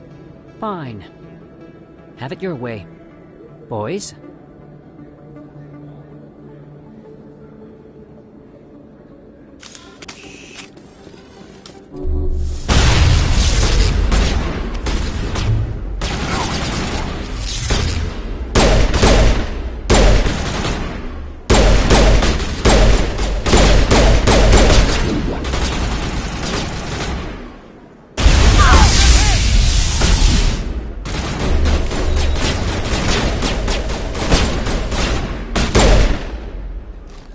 Wait, I give up. I give up. Please, don't kill me. What's so important about this data? Why are you trying to get it? I thought you knew. He said you were going to deliver it. And what exactly was I supposed to be delivering? It's the initial data from scanning the Keepers. You see, we stole some research from our work to make the scanners. We were supposed to work together. I get the data, he analyzes it. What's so special about that? The Keepers are almost impossible to scan, and you can't capture them or get samples. They just self-destruct. After centuries here, we still don't know anything about them. Don't you see? We were the first to scan them, ever. Why are you trying to kill your partner? I'm not trying to kill him. Jalid's job was to disseminate our initial findings. But he decided to keep the data for himself. Maybe to sell it. I don't know. So you're just trying to get back what Jalid already stole? We lost our heads. We just couldn't let an opportunity like this pass us by. But it doesn't matter now. I just want to live. I don't care if I ever see that data again.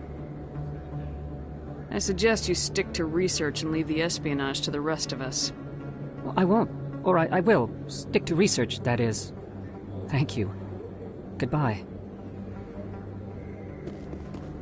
What do we do about the lying Volus? Let's go have a talk with our chubby friend.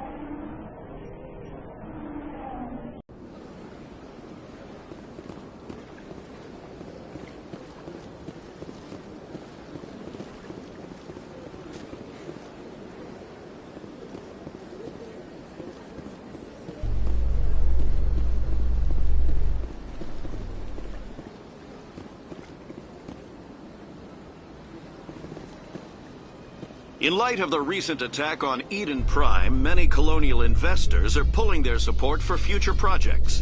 Proponents of expanded human colonization.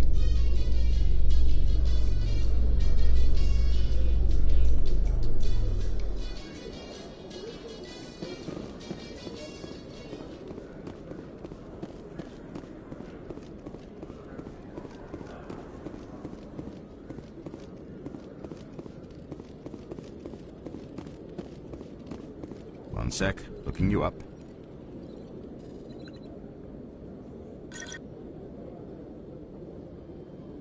Commander Shepard, here with the Alliance military. First time on the Citadel, that about right? How did you know all that? I'm the CSEC requisitions officer. I need to make sure our buyers are authorized. So, will you be purchasing anything today, Commander Shepard? I think I'll be going. Sure thing, Commander. You have a good day now.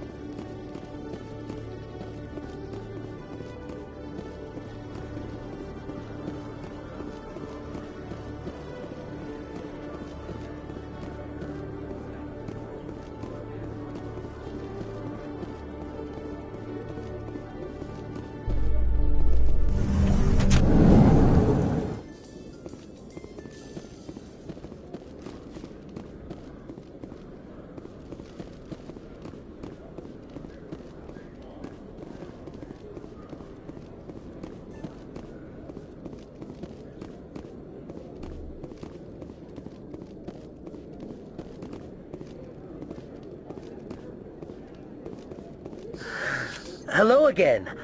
Did you have any luck finding Shorban? I found out you've been lying to me, Jaleed. Lying? Why would I lie to you? You forgot to mention the data about the Keeper. He told you?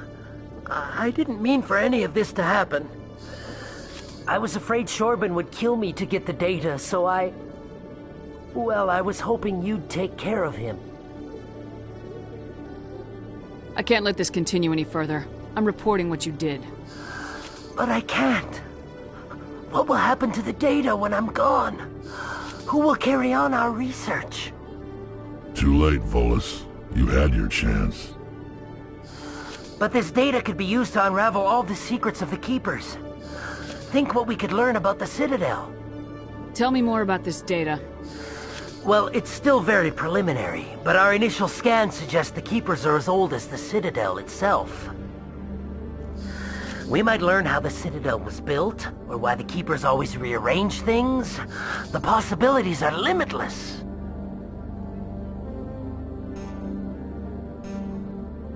I can't let your actions go unpunished. No, please. I'll do anything. I've got credits. Let me go and you can have them. All of them. What's going on over here? Is this Volus causing you some trouble, Commander? Everything's okay, officer. Thanks for asking. If you say so. I'll be right over here if you change your mind. Thank you.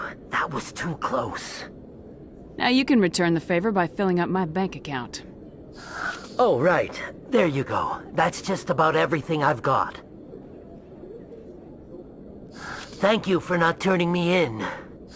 I'll make the most of this second chance, I promise you. Have a nice day, Jaleed. Commander? Would you be interested in helping me study the Keepers? What do you need me to do? Just take this scanner. Every time you see a Keeper, scan it. Whenever you get a unique scan, I'll reimburse you. That's it. Good luck, and so long.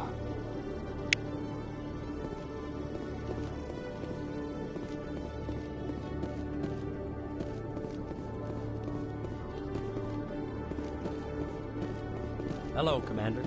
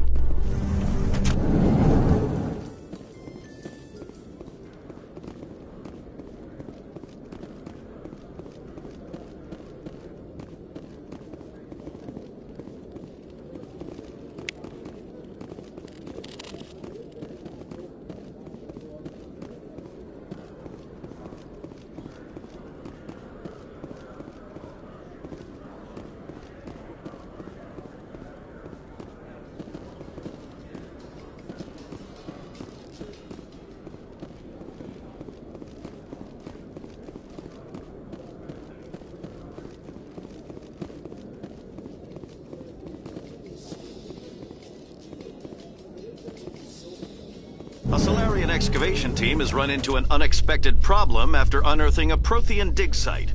Hanar protesters have blockaded the dig site, claiming that artifacts of the Enkindlers, as the Hanar call them, should not be disturbed. The excavation team has appealed to Hanar representatives on the Citadel to reach a diplomatic solution.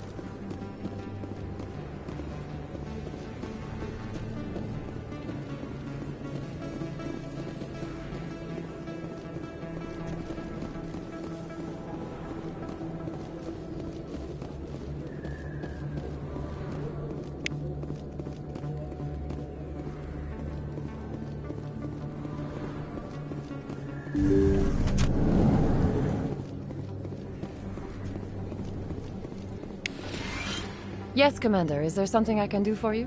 I'll be going now. Goodbye, Commander. Nice talking to you.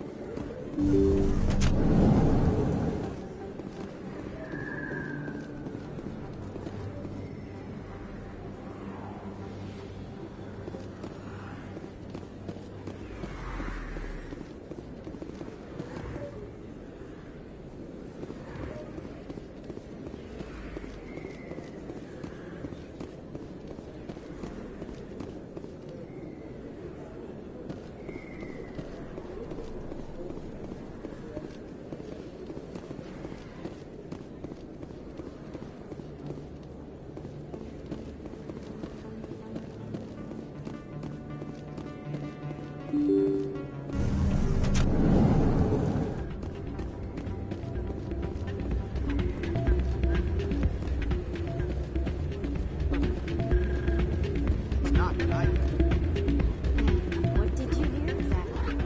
Yeah, copyright. I'm waiting for someone else.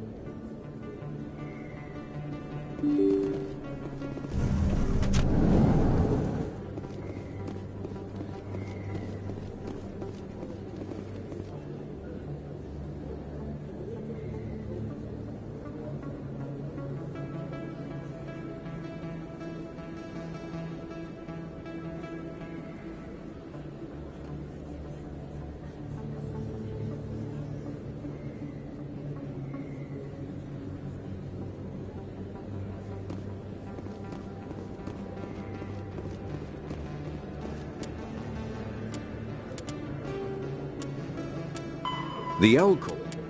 When the Asari discovered the Citadel, they also discovered the Keepers, a docile, multi-limbed insect race that seemingly exists only to maintain and repair the great Prothean station. Early attempts to communicate with or study the Keepers were failures, and it is now...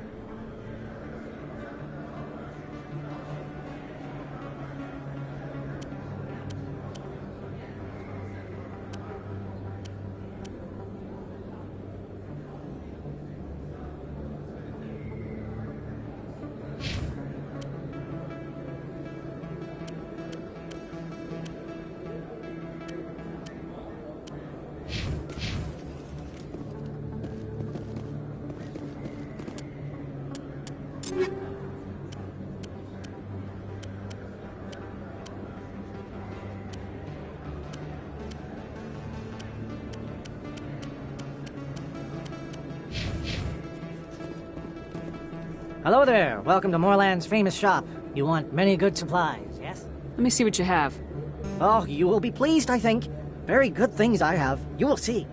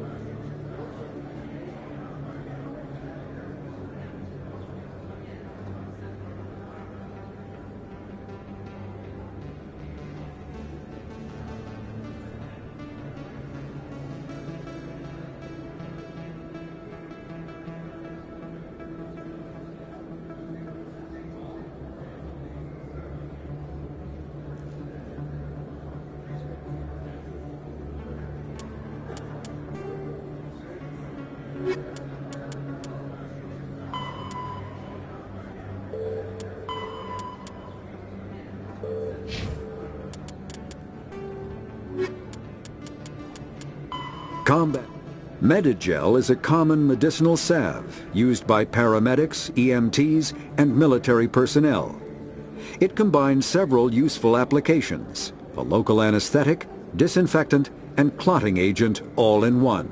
Once applied, the gel is designed to grip tight to flesh until subjected to a frequency of ultrasound. It is sealable against liquids, most notably blood, as well as contaminants and gases. The gel is a genetically engineered bioplasm created by the CERTA Foundation, a medical technology megacorp based on Earth. Technically, Medigel violates Council laws against genetic engineering, but to date, it has proved far too useful to... Kinetic barriers, more commonly called shields, provide protection against most mass accelerator weapons. Whether on a starship or a soldier's suit of armor, the basic principle remains the same. Kinetic barriers are repulsive mass effect fields, projected from tiny emitters. All modern infantry weapons, from pistols to assault rifles, use micro-scaled mass accelerator technology. Projectiles consist of tiny metal slugs suspended within a mass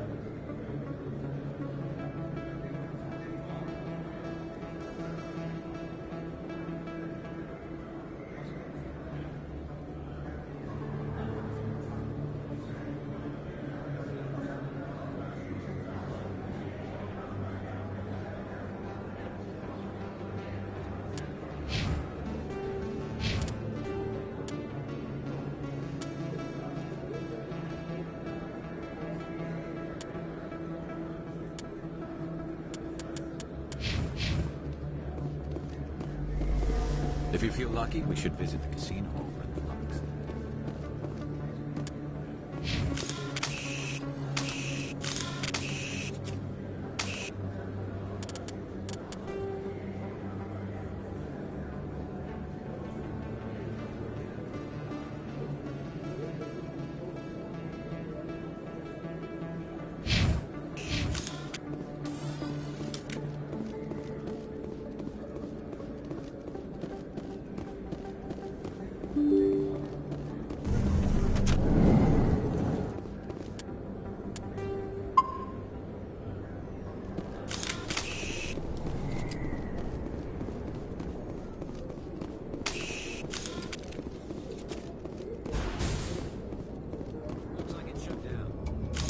Fisk knows we're coming.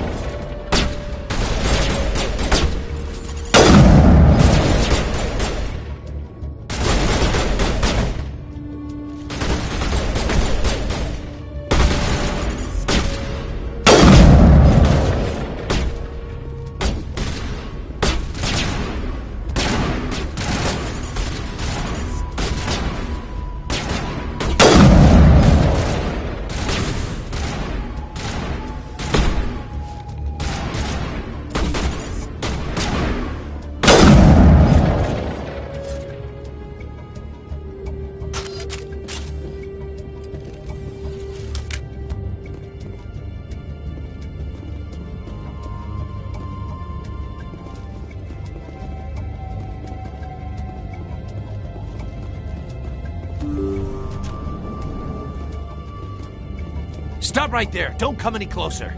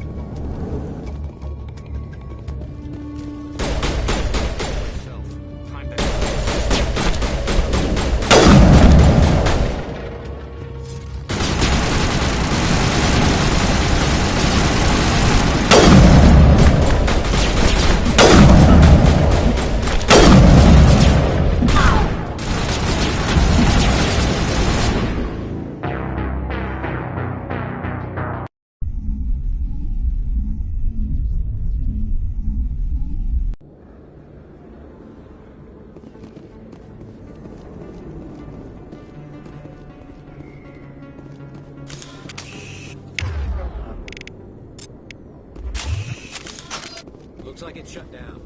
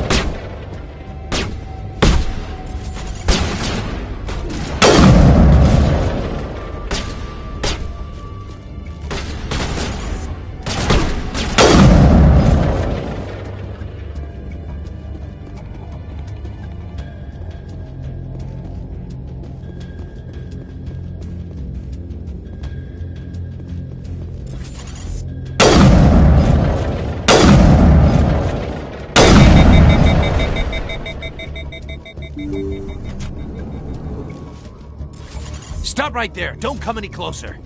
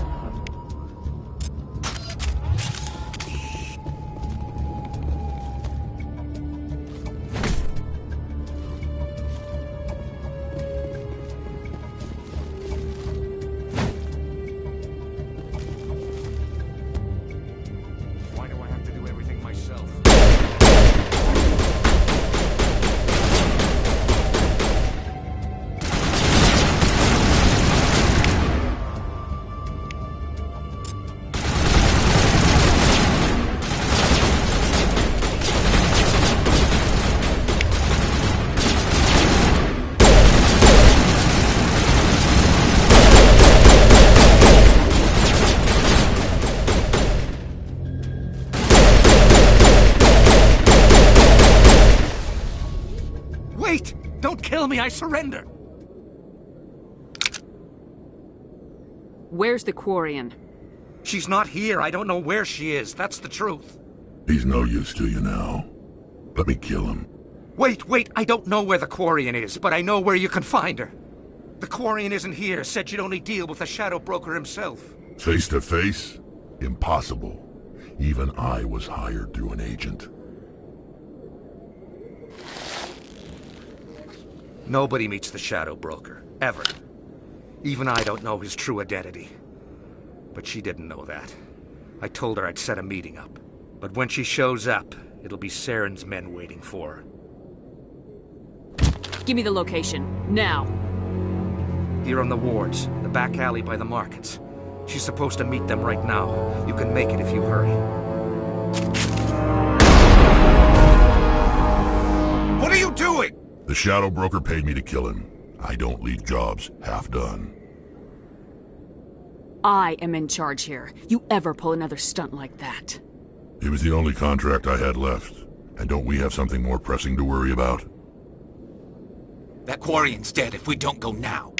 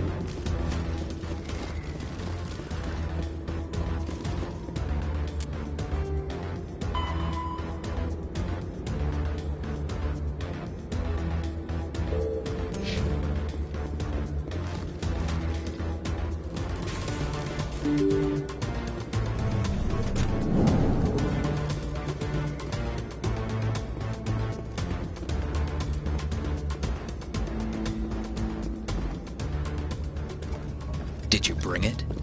Where's the Shadow Broker? Where's Fist? They'll be here. Where's the evidence? No way. The deal's off.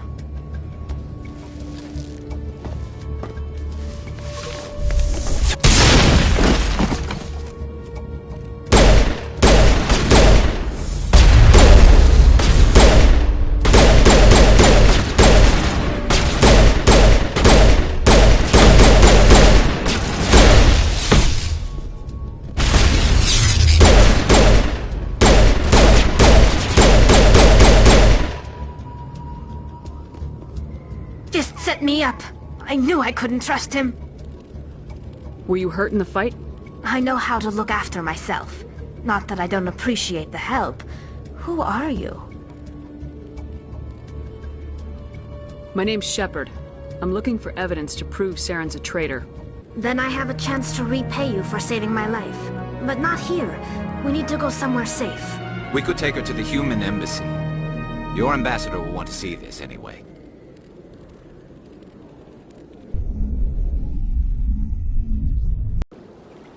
You're not making my life easy, Shepard.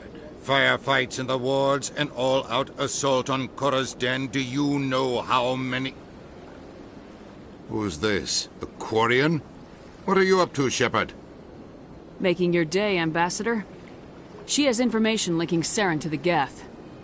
Really? Maybe you better start at the beginning, Miss... My name is Tali. Tali Zora Naraya. We don't see many Quarians here. Why did you leave the flotilla? I was on my pilgrimage. My rite of passage into adulthood. I've never heard of this before. It is a tradition among my people. When we reach maturity, we leave the ships of our parents and our people behind. Alone, we search the stars, only returning to the flotilla once we have discovered something of value. In this way, we prove ourselves worthy of adulthood. What kinds of things do you look for? It could be resources like food or fuel, or some type of useful technology, or even knowledge that will make life easier on the flotilla. Through our pilgrimage, we prove that we will contribute to the community, rather than being a burden on our limited resources. Tell us what you found. During my travels, I began hearing reports of Geth. Since they drove my people into exile, the Geth have never ventured beyond the Veil. I was curious. I tracked a patrol of Geth to an uncharted world. I waited for one to become separated from its unit. Then I disabled it and removed its memory core. I thought the Geth fried their memory cores when they died.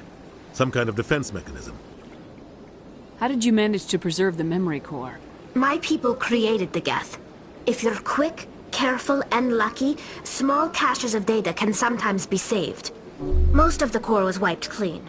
But I salvaged something from its audio banks. Eden Prime was a major victory. The beacon has brought us one step closer to finding the conduit. That's Saren's voice. This proves he was involved in the attack.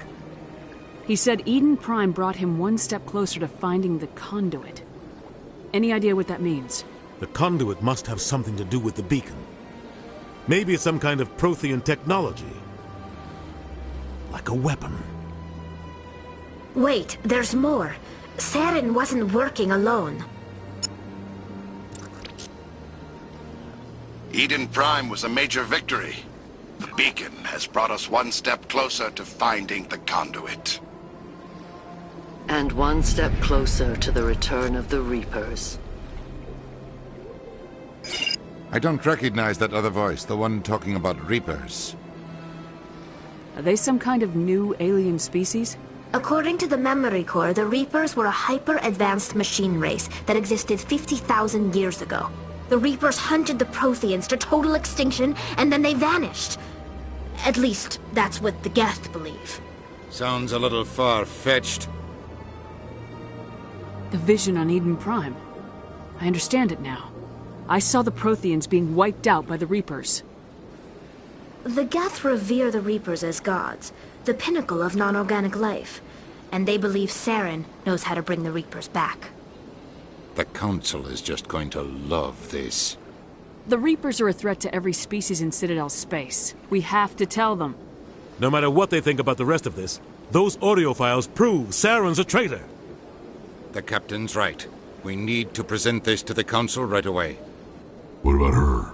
The Quarian? My name is Tali. You saw me in the alley, Commander. You know what I can do. Let me come with you.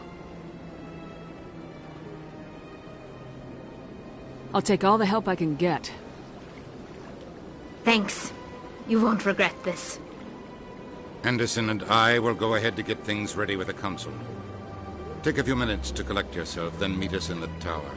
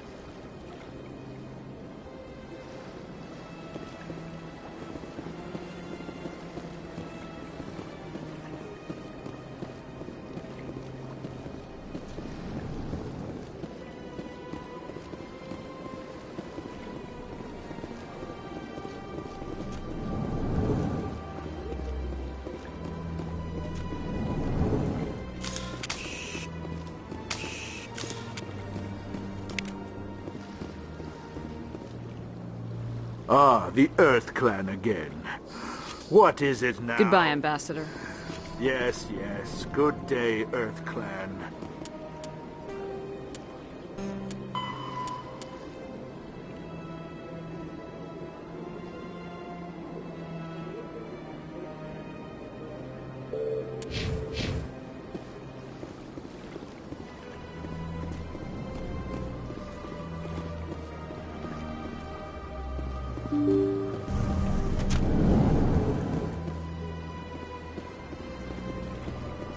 Excuse me, Commander Shepard. Could you spare him? Commander Shepard, my name is Samesh Bhatia. Forgive the intrusion, but I have nowhere else to turn. What do you need? My wife was a Marine. She was in the 212 on Eden Prime. I've requested that my wife's body be returned to me for cremation, but the military has refused my request. Why did they refuse your request? There's got to be some reason. I don't know. All I know is that they have declared it impossible for my wife to be returned to me. We'll look into it. The man in charge of my case is Mr. Bosker. When I last saw him, he was in the expensive bar over there. Thank you for your time. I just want to give my wife a proper funeral, and the respect she deserves.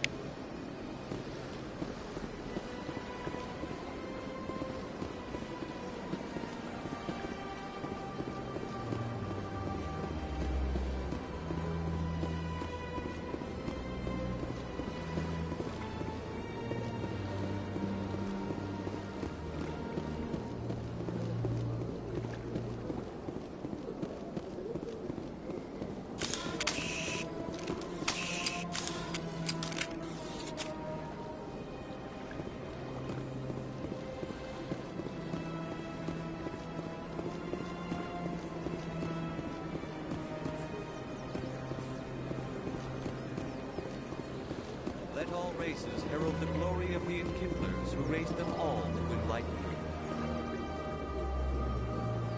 Where there was only darkness, the Enkindlers gave light. Where there was only ignorance, the Enkindlers gave wisdom. Where there was only silence, the Enkindlers gave the gift of speech.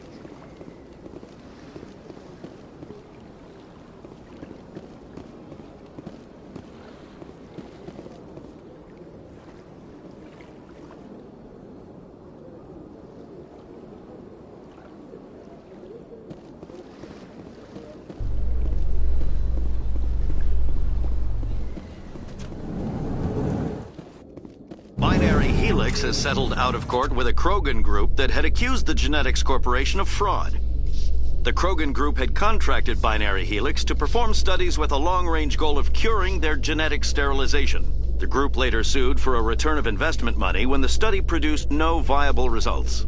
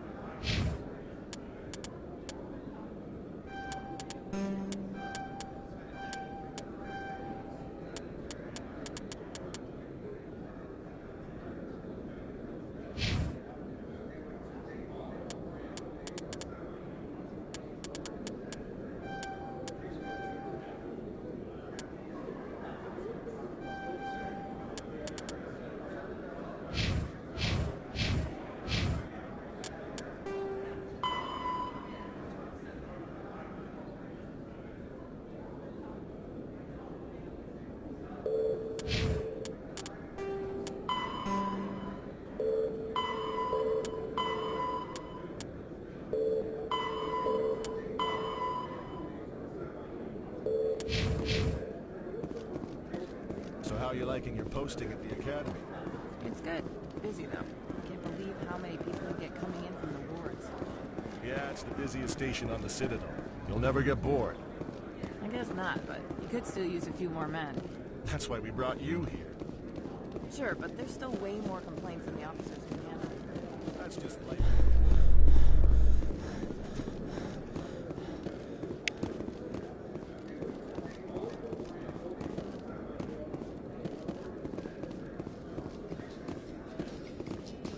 In remembrance of Eden Prime, we present another Profile in Courage with serviceman Nirali Bhatia. A devoted wife and talented chef, Serviceman Bhatia joined the Alliance military under the Deferred Education Plan.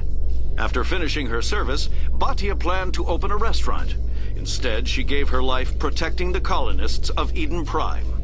For more Profiles in Courage, or to explore opportunities in the military, please visit the Alliance military on the extranet. Keyword, Courage.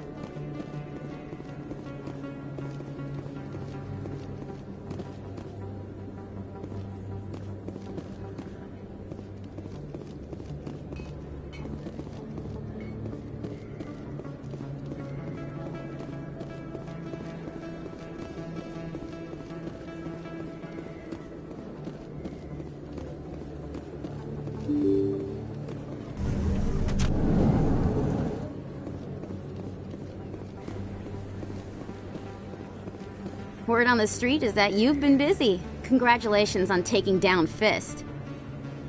I was sure he was a big player in anything going on here. Did you find anything in his office that could help me? These OSDs might have the information you're looking for. You've got Fist's files? This could be even bigger than I'd hoped. Here, Commander, for your trouble.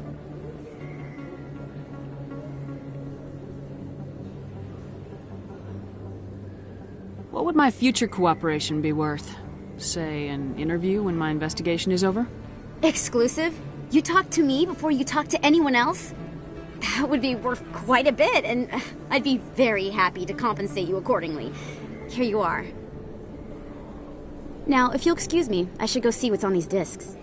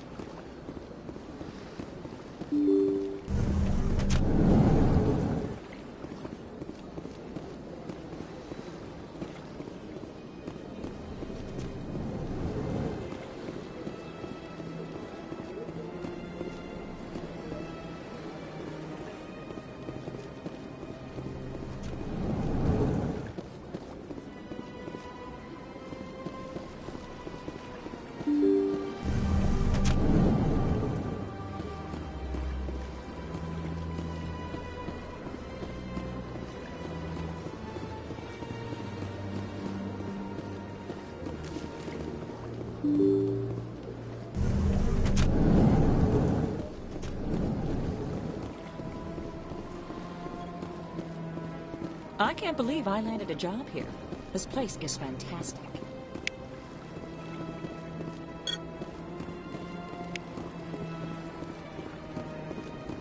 Human, delighted, welcome. It is good to meet you.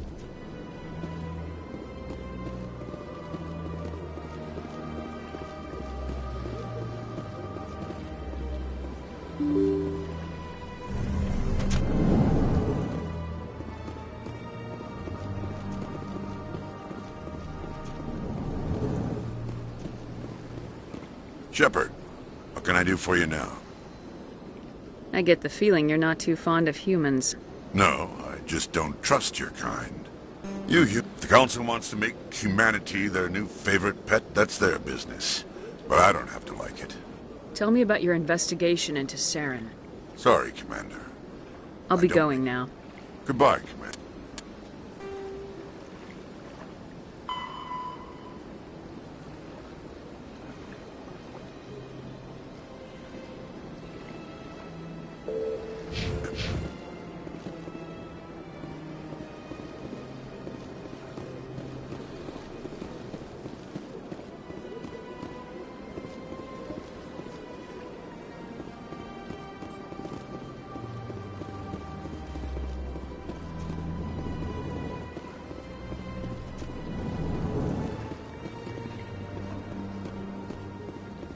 My goodness, you're Commander Shepard. Your activities made for quite a briefing in the Diplomatic Corps. Is there something I can do to assist you? I'm here on behalf of Somesh Bhatia for his wife Nirali. Serviceman Nirali Bhatia died on Eden Prime, as Mr. Bhatia no doubt told you. Her wounds are inconsistent with any type of weapon damage we've seen before. That is why her body is being held. You think that her body might be dangerous or contaminated? No, Commander. Nerali Bhatia is not dangerous. Her body is in fact extremely valuable to the Alliance. The tests we're conducting may lead to better defenses against Geth attacks. Respectfully, Serviceman Bhatia may save more lives in death than she did in life. I'll tell Samesh. Next time you cut up a dead soldier, at least tell her husband the truth. That was just the reaction we were hoping to avoid, Commander. But if you think it will help, tell Mr. Bhatia the truth. Perhaps he will understand. Please let me know if you have any other questions.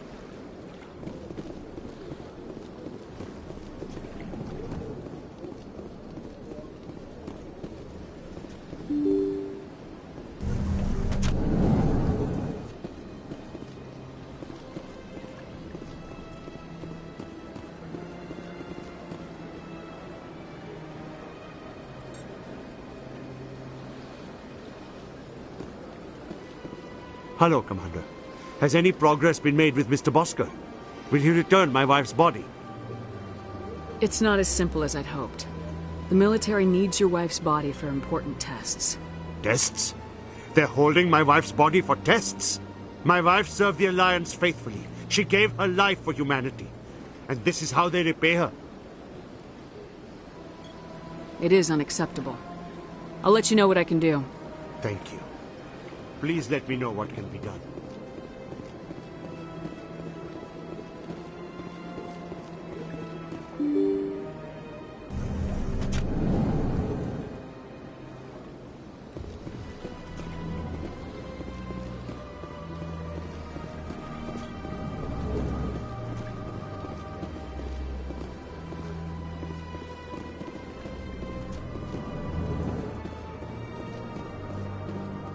Hello again, Commander. Can I help you? I understand what you're trying to do, but holding the body is wrong. Commander, you of all people should understand how far we must go to protect humanity. Not if we lose our humanity in the process. I am out here fighting to stop crap like this. All right, Commander. You win. It was hard enough refusing Mr. Bhatia. I'm not going to risk an incident by refusing you. Tell Samesh that the body is being shipped back to Earth. I'll go now to see to it myself.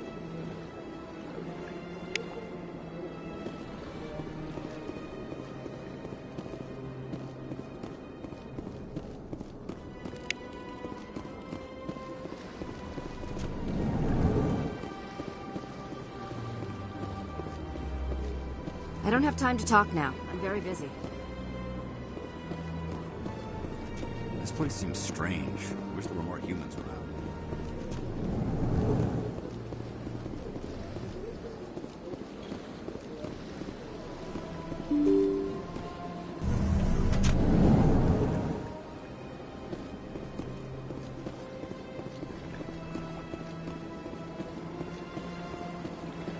Hello again, Commander. Has there been any word? I reminded Mr. Bosker what we're fighting for. Your wife is coming home. Thank you. I will return home and begin my preparations. It does not bring me happiness, but it may bring me peace. Goodbye, Commander.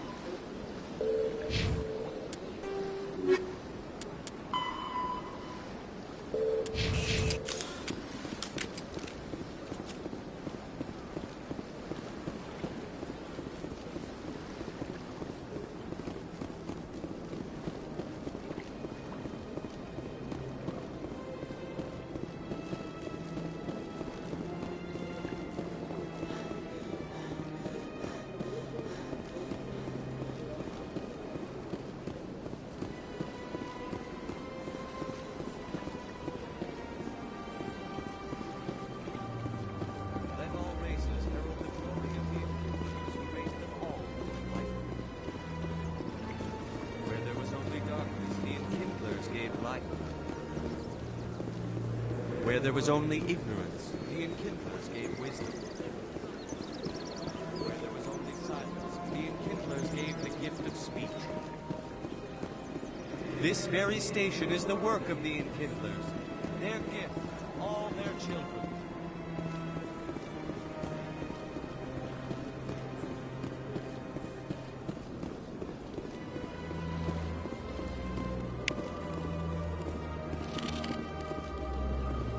Please do not disturb the keepers.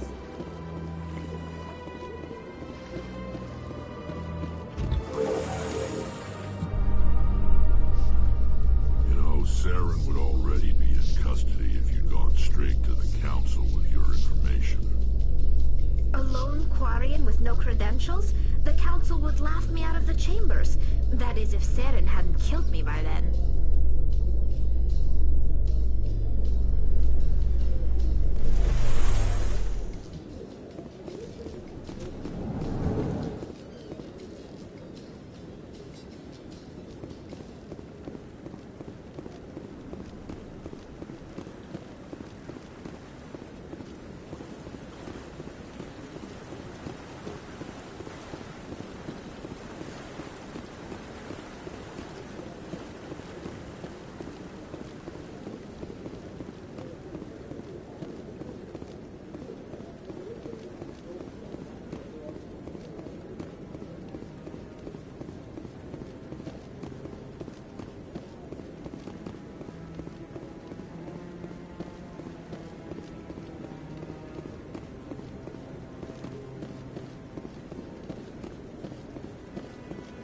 No, I'm waiting to... Commander?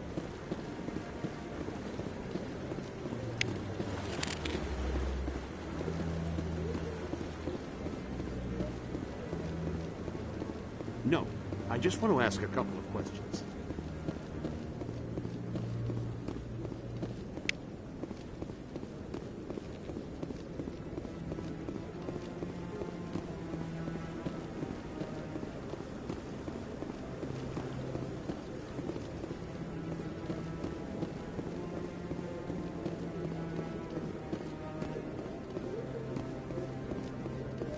Come on. Udina's presenting the Quarians' evidence to the Council. Eden Prime was a major victory. The beacon has brought us one step closer to finding the conduit. And one step closer to the return of the Reapers. You wanted proof? There it is. This evidence is irrefutable, Ambassador. Saren will be stripped of his Spectre status, and all efforts will be made to bring him in to answer for his crimes. I recognize the other voice, the one speaking with Saren. Matriarch Benezia. Who is she? Matriarchs are powerful Asari who have entered the final stage of their lives. Revered for their wisdom and experience, they serve as guides and mentors to my people. Matriarch Benezia is a powerful biotic, and she had many followers. She will make a formidable ally for Saren. I'm more interested in the Reapers. What do you know about them? Only what was extracted from the Geth's memory core. The Reapers were an ancient race of machines that wiped out the Protheans. Then they vanished. The Geth believe the Reapers are gods, and Saren is the prophet for their return. We think the conduit is the key to bringing them back. Saren's searching for it. That's why he attacked Eden Prime. Do we even know what this conduit is? Saren thinks it can bring back the Reapers. That's bad enough. Listen to what you're saying. Saren wants to bring back the machines that wiped out all life in the galaxy? Impossible. It has to be. Where did the Reapers go? Why did they vanish? How come we found no trace of their existence? If they were real, we'd have found something. I tried to warn you about Saren and you refused to face the truth. Don't make the same mistake again. This is different. You proved Saren betrayed the Council. We all agree he's using the Geth to search for the conduit, but we don't really know why. The Reapers are obviously just a myth, Commander. A convenient lie to cover Saren's true purpose. A legend he is using to bend the Geth to his will.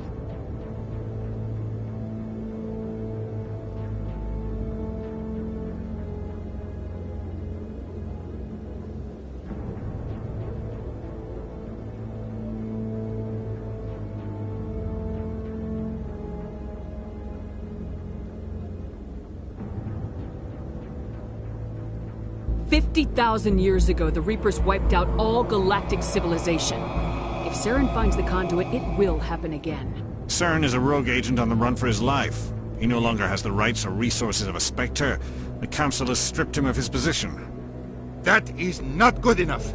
You know he's hiding somewhere in the Traverse. Send your fleet in! A fleet cannot track down one man. A Citadel fleet could secure the entire region, keep the Geth from attacking any more of our colonies. Or it could trigger a war with the Terminus systems. We won't be dragged into a galactic confrontation over a few dozen human colonies. I can take Saren down. The commander's right. There is a way to stop Saren that doesn't require fleets or armies. No, it's too soon. Humanity is not ready for the responsibilities that come with joining the Spectres. You don't have to send a fleet into the Traverse, and the Ambassador gets his human Spectre. Everybody's happy.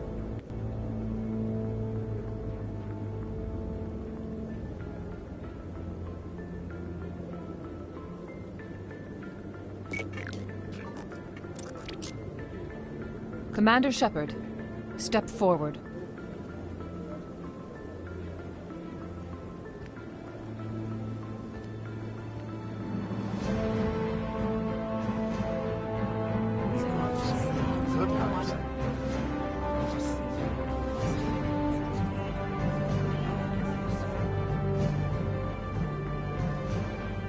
It is the decision of the Council that you be granted all the powers and privileges of the Special Tactics and Reconnaissance Branch of the Citadel. Spectres are not trained, but chosen.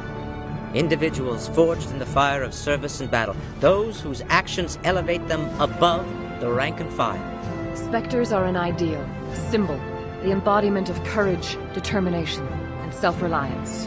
They are the right hand of the Council, instruments of our will.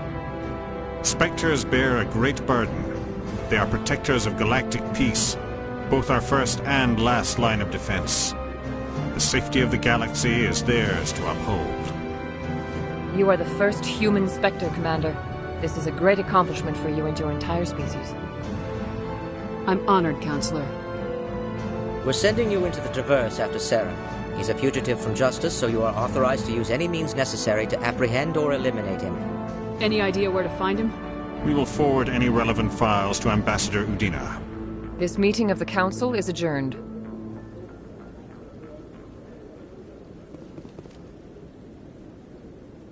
Congratulations, Commander.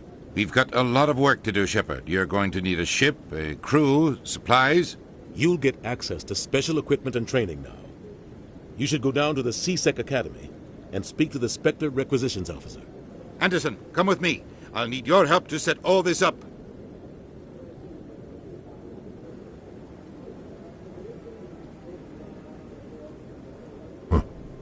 Bastard didn't even thank you. He's got a lot on his mind. Come on. Right behind you, Shepard.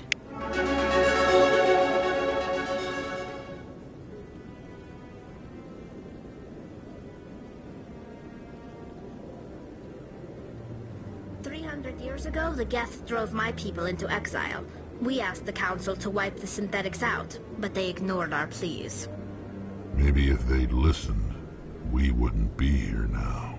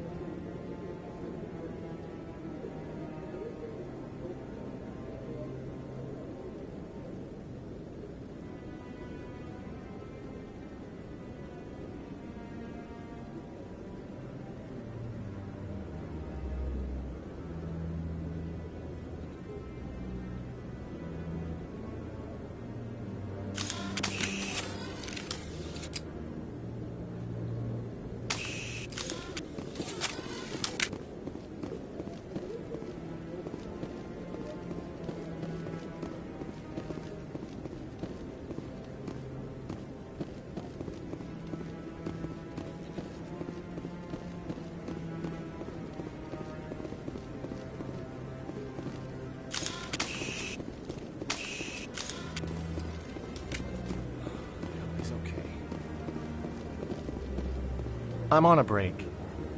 Talk to someone else if you need anything. I've got a lot on my mind. Maybe I can help. Well, maybe you can. You're a soldier, right? You ever head out to the Traverse? The Traverse is a rough place. We're out there quite a bit. My brother's the captain of a ship called the Majesty. It was crossing the Traverse a few days ago when it disappeared.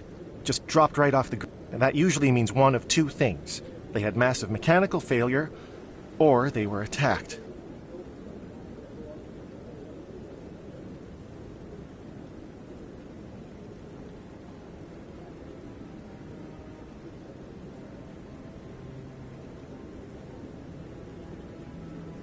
Any idea why someone would attack them?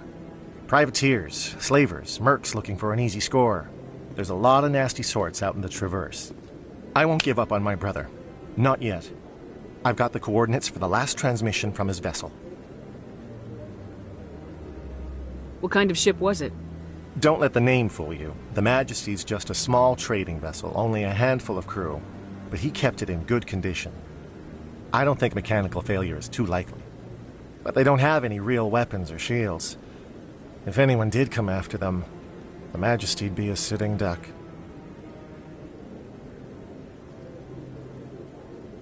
Isn't anyone else looking into this? My brother's just a small independent trader. Ships like his disappear in the Traverse all the time.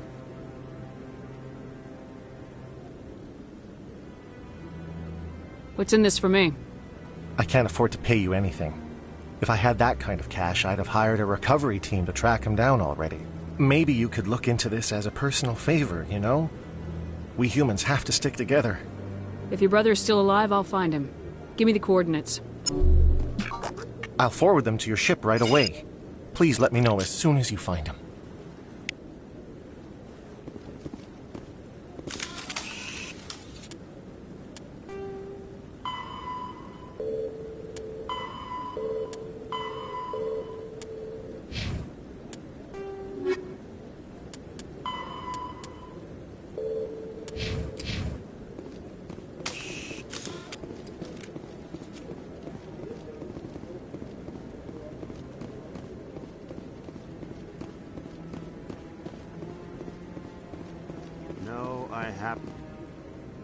Congratulations on becoming the first human Spectre, Commander. I'm certain you'll be up to the challenge. I appreciate that. My name is Admiral Kahoku. It's about time the Alliance got one of our own in with the Spectres. We need people like you to deal with our problems. Is something wrong, Admiral? I'm getting stonewalled by bureaucratic assholes. Nothing new. Maybe you can help me, Shepard. One of my recon teams was investigating some strange activity out in the Traverse. We lost contact yesterday. Now I can't get clearance to check it out. Suddenly it's a restricted area. But that doesn't apply to you, Shepard. Spectres can go anywhere they want. You could find out why my team dropped out of contact. I'll find them, Admiral. I appreciate that, Commander. I was running out of options. I'm going to stay here and see if I can find anything out through official channels. Won't hold my breath, though. I'll upload the info on where my team was last seen.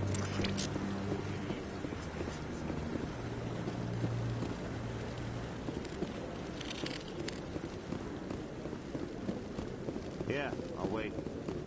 Doesn't seem like I have much choice.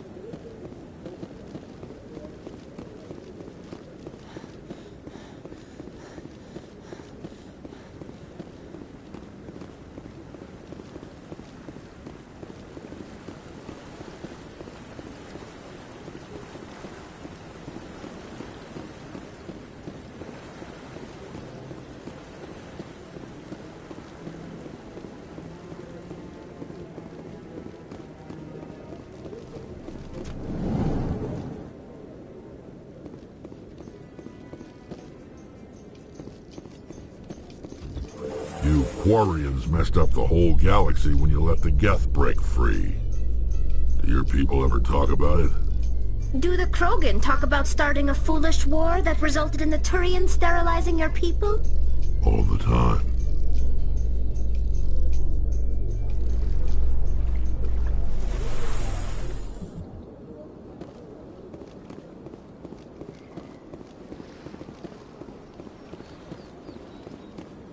Please do not disturb the keepers.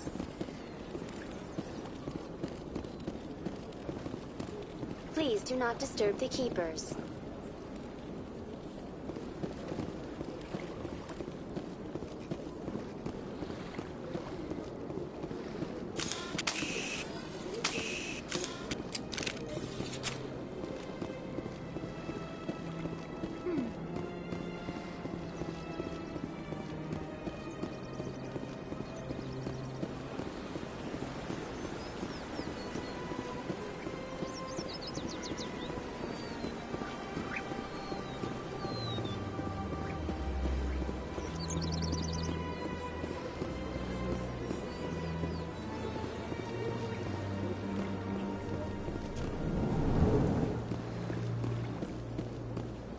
Greetings, Earth Clan.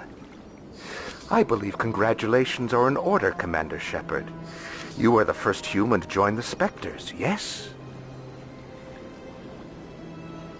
It's a great honor. One you are no doubt ready for. A word of warning, though. There are many eyes watching you now, Commander. Some of them want to see you fail. I, however, wish you only success. Perform well and you bring the Earth Clan one step closer to joining the Council. And if they let your people in, maybe there is hope for my own species one day, yes?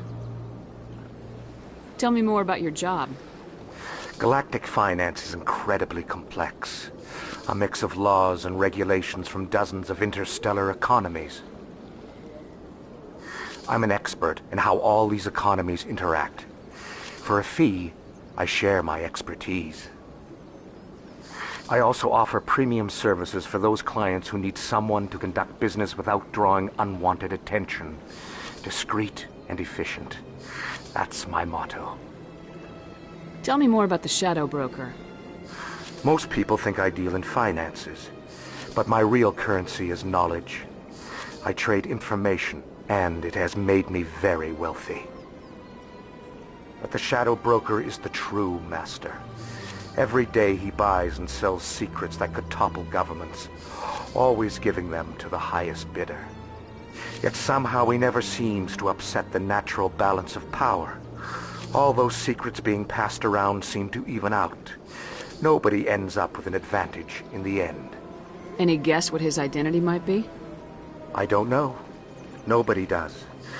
The Shadow Broker could be any race, any gender. I have a theory that it's actually an entire group working under one identity. How else could they juggle so many contacts at the same time? How else could they keep all that information from getting crossed? But they've got the perfect setup. Every government is forced to play their game so they don't get behind.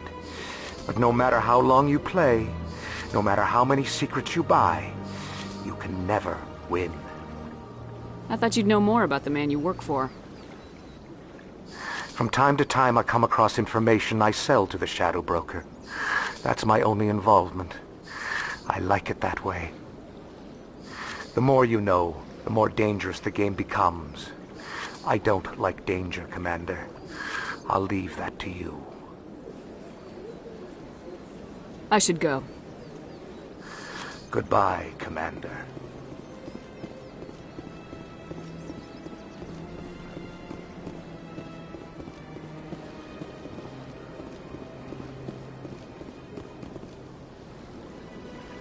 Commander, it is good to see you again. Would you care to see some of its fantastic items today?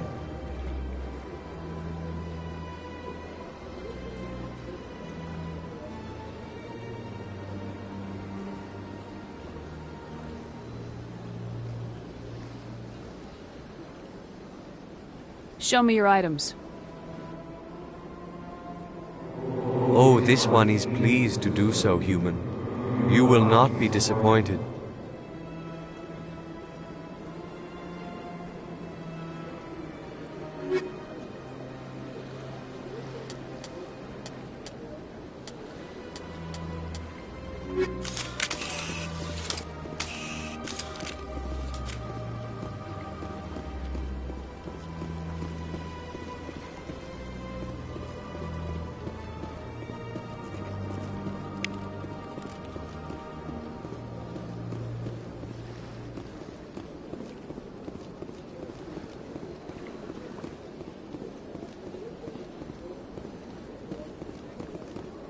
very often when it was still the Arco.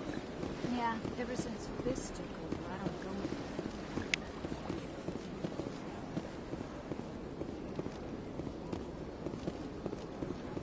I see even the humans find the consort irresistible. Welcome. It is a pleasure to see you.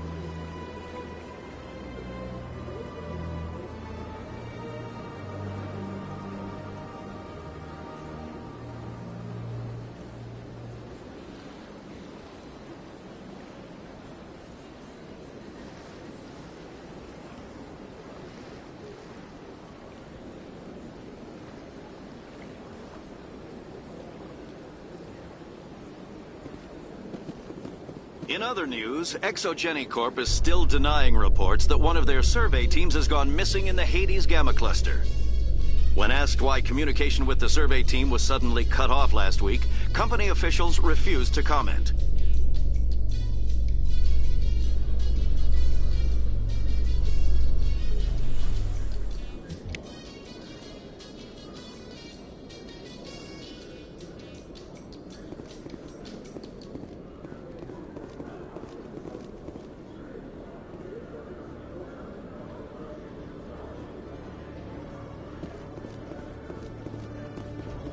What's with the helmets, Tally?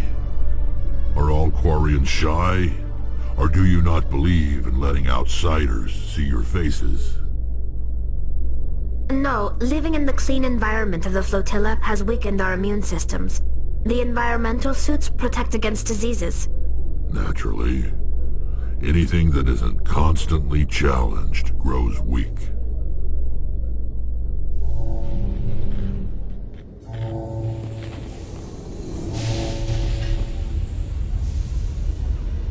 I've got big news for you, Shepard. Captain Anderson is stepping down as commanding officer of the Normandy. The ship is yours now. She's quick and quiet, and you know the crew. Perfect ship for a Spectre. Treat her well, Commander. I want the truth.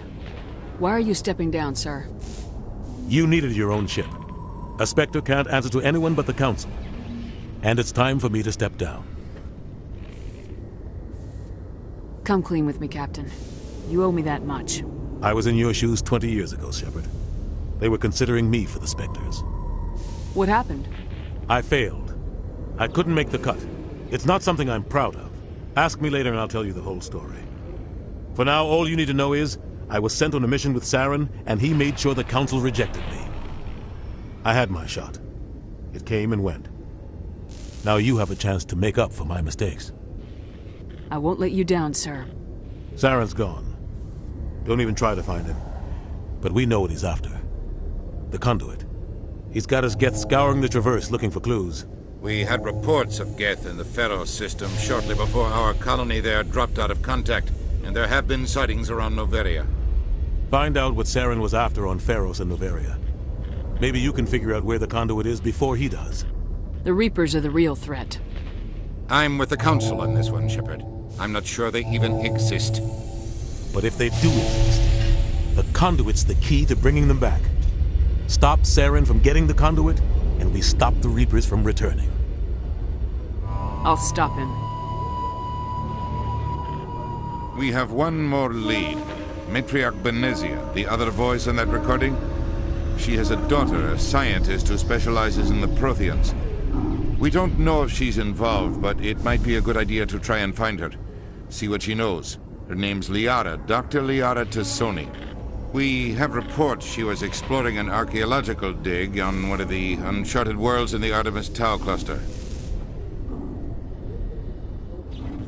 Sounds like we should head for the Artemis Tau cluster. It's your decision, Commander.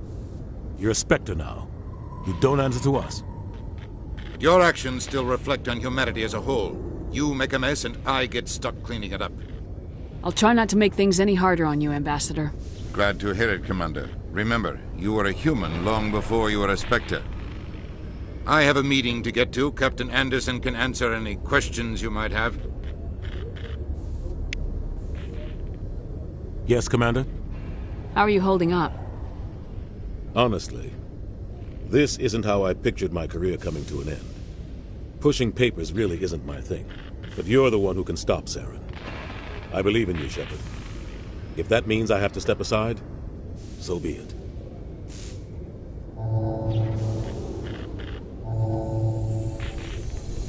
Tell me what happened with you and Saren 20 years ago. It's close to 20 years ago now. Ambassador Goyle was our representative here on the Citadel. Like Udina, she wanted to get a human into the Spectres. She chose me. The Council sent Saren to keep an eye on me and evaluate my performance, just like they sent Nihilus to keep tabs on you. I think I deserve the whole story. We had intel on a rogue scientist being funded by Batarian interests. He was trying to set up a facility to develop illegal AI technology out in the Verge. Alliance intel had done all the work, but the Council wanted a Spectre involved. We compromised.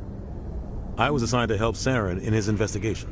We tracked the scientist to a refining facility on Kamala. He was hidden away somewhere inside, protected by an army of Batarian mercenaries. The plan was simple. Sneak into the plant, capture the scientist, sneak back out. Quick, quiet, and a minimum of bloodshed.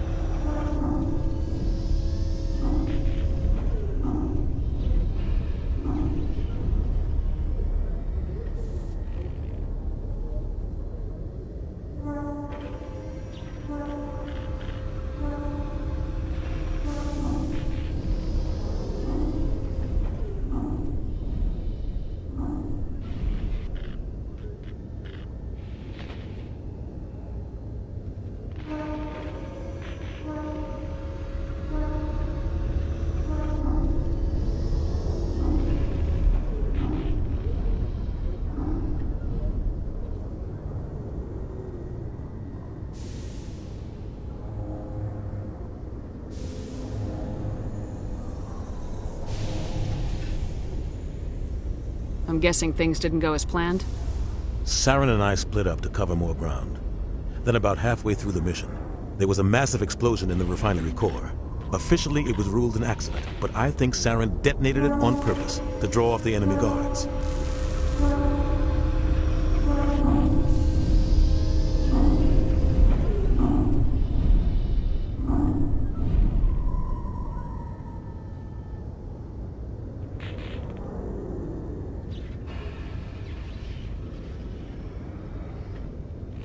How many casualties? The explosion tore the refinery to shreds. The whole place was on fire. Black chemical clouds poured out into the atmosphere. Nobody inside survived. There was a camp for the workers and their families nearby. Between the fires and the toxic fumes, the final death count was over 500. Mostly civilians. Saren didn't care. The target was eliminated, mission accomplished, and I ended up taking the blame. That ended all talk of me joining the Spectres. Saren caused the explosion. How'd he pin it on you? In his report, Saren accused me of blowing his cover. He said it was my fault the guards were ready for us. He claimed that's why it turned into a massacre. Saren's report was all the proof the Council needed to kill my chances of becoming a Spectre.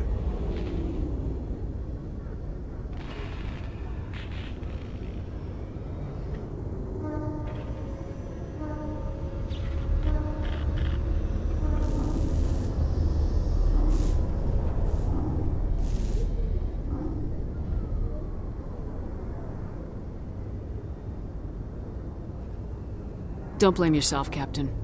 I don't. I blame Saren. I think he wanted things to go bad. He was looking for an excuse to blow that refinery. Maybe he just likes the violence. Maybe he was just trying to make me look bad to keep humans out of the Spectres. If so, he pulled it off.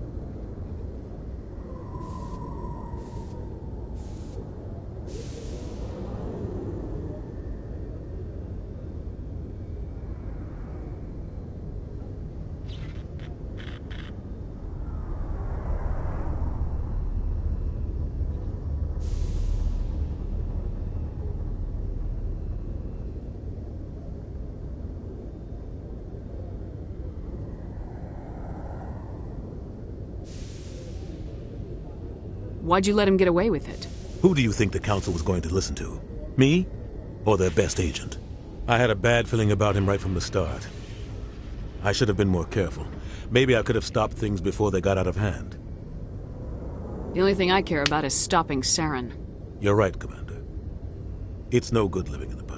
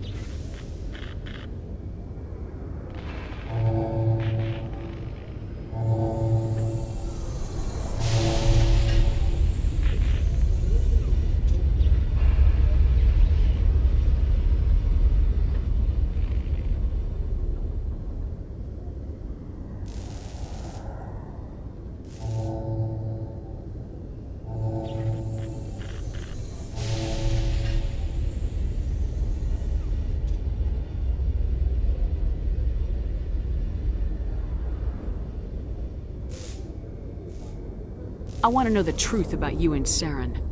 I want to know about We the had mission. Alliance intel. The plan was simple. Sneak into the plant, capture The only thing I care about You're is right, stopping. Commander. It's no good living in the past. I should go. I'll be here if you need anything. Yes, Commander? I should go. I'll be here if you need anything.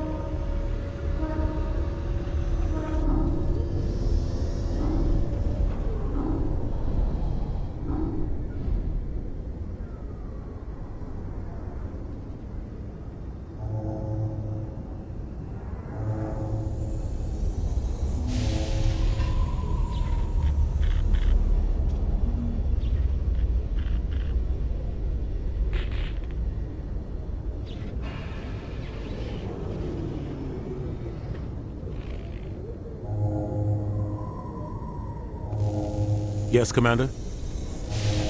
I should go. I'll be here if you need anything.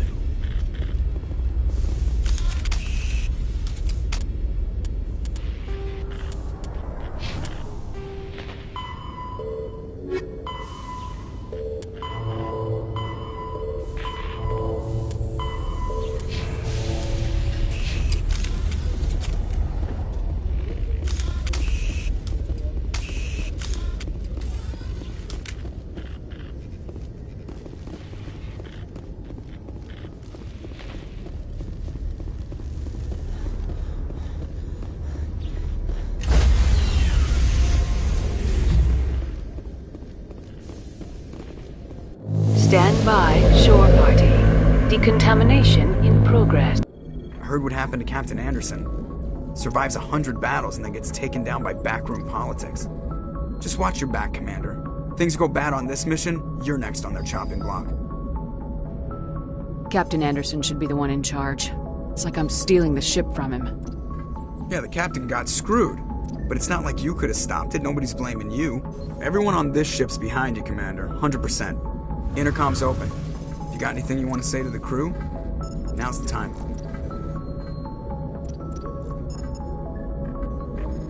This is Commander Shepard speaking.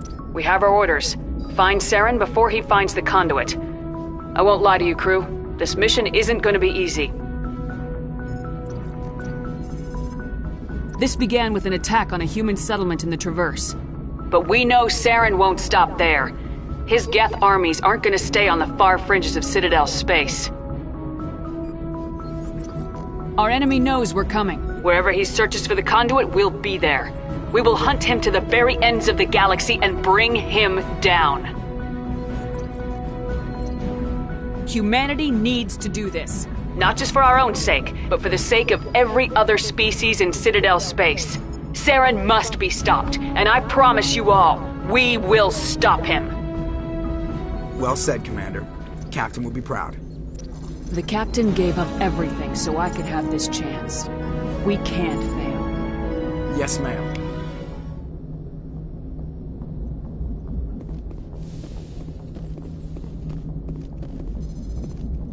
Commander, something you need? How's the Normandy performing? Is she everything they said she'd be? She's the best ship in the fleet, if you've got a pilot who knows how to handle her. Balance isn't what you'd expect. Takes a while to get used to that oversized drive core we got stuffed in the back, and her power can sneak up on you if you're not careful. The Normandy's probably too much ship for your average Alliance pilot, Commander. Lucky for you, I'm anything but average. I like to know my crew. Mind if I ask you a few questions? I can see where this is going. You did a background check on me, didn't you? Well, I'll tell you the same thing I told the captain. You want me as your pilot. I'm not good. I'm not even great. I am the best damn helmsman in the Alliance fleet. Top of my class in flight school, I earned that. All those commendations in my file, I earned every single one. Those weren't given to me as charity for my disease. What are you talking about? Are you sick? You mean you didn't know? Oh, crap. Okay, I've got Vrolik syndrome, brittle bone disease. The bones in my legs never develop properly. They're basically hollow, too much force and they'll shatter. Even with crutches and my leg braces, it's hard to get around. One wrong step and crack! It's very dramatic. But I've learned to manage my condition, Commander. Put the Normandy in my hands and I'll make her dance for you. Just don't ask me to get up and dance unless, you like the sound of snapping shin bones.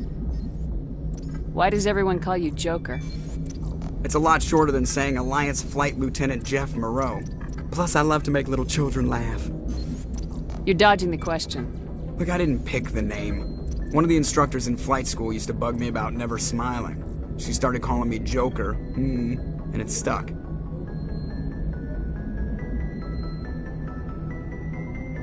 I need to know more about this Vrolik syndrome if I'm putting my ship in your hands. Yeah, of course you do. It's an extremely rare condition. Nobody knows exactly what causes it. Genetic, maybe. It's treatable, but there's no cure. They classify my case as moderate to severe. I was born with over a dozen fractures, hip, thighs, ankles. My bones were already breaking in the womb. 100 years ago, I wouldn't have survived past my first year. Lucky for me, modern medical science has turned me into a productive member of society.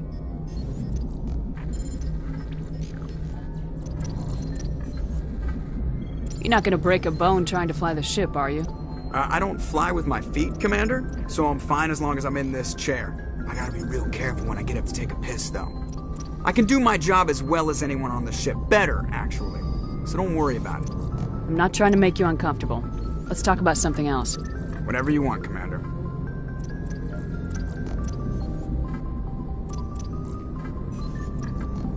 I have to go. All right, see you.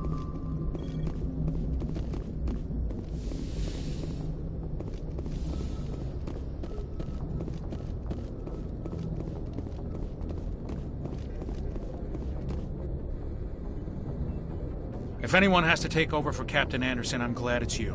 I'm not sure about having non-humans on our ship, though. We're all on the same team here, Presley. With all due respect, ma'am, that's what they said about Nihilus. Look how that turned out. Speak freely, Presley. I want to know if you have a problem with non-humans. It's not that, Commander. Humanity has always handled its own problems. Saren attacked one of our colonies. We should be the ones to stop him. We don't need their help. Some people think asking for help is a sign of weakness. That's just being stupid and stubborn. No matter how strong you are, allies can make you stronger. I guess so. Maybe I'm just stuck in the old ways of thinking. But don't worry, Commander. This won't be a problem. How did you end up assigned to the Normandy? I signed up with the Alliance as a navigator right out of school, following in my grandfather's footsteps, I guess. My first posting was on the Agincourt. We were at Elysium during the Skillian Blitz. A massive fleet of alien raiders hit the colony, trying to wipe it out. They had the numbers, but their ships were no match for an Alliance frigate. It was a slaughter. We couldn't even keep track of how many ships they lost.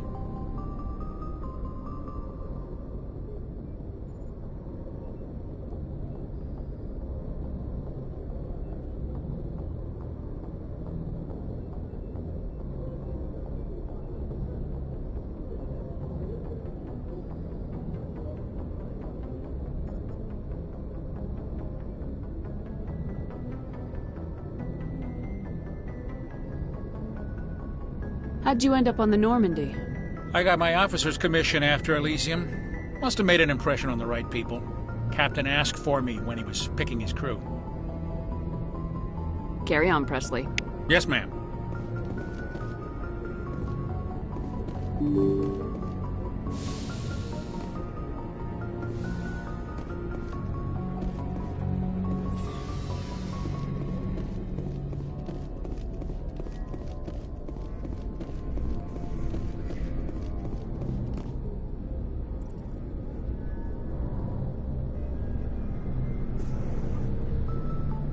Anything you need, Commander? Just trying to get a sense of where the crew's at. Thoughts? I've wasted enough of your time for now, Commander. We'll have time for personal debriefings later. What's your opinion on the last mission? I don't see how we could have done things any better. At least not without getting to Eden Prime sooner. And we were on the scene faster than any other Alliance ship could have been. We'll talk another time, Lieutenant. Commander?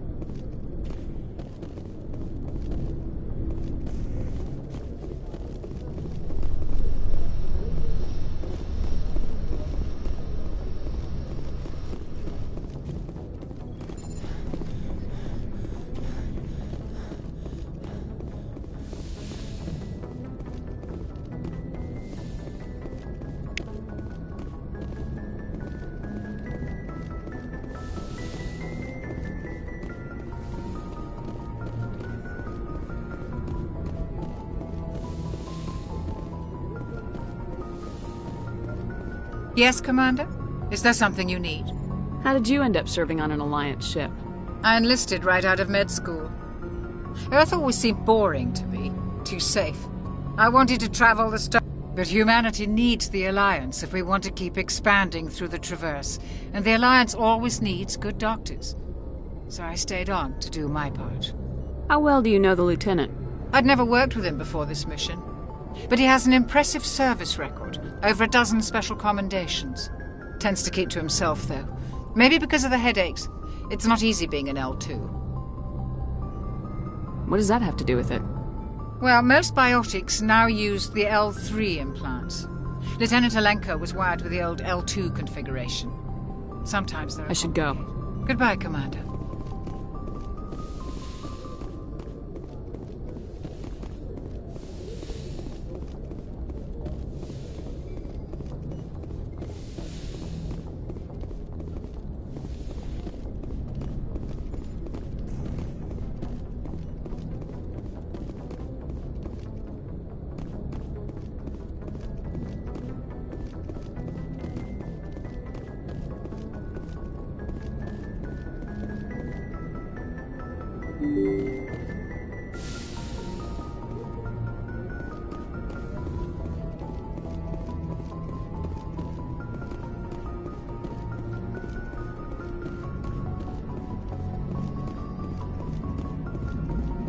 Commander, something you need? I have to go. All right, see you.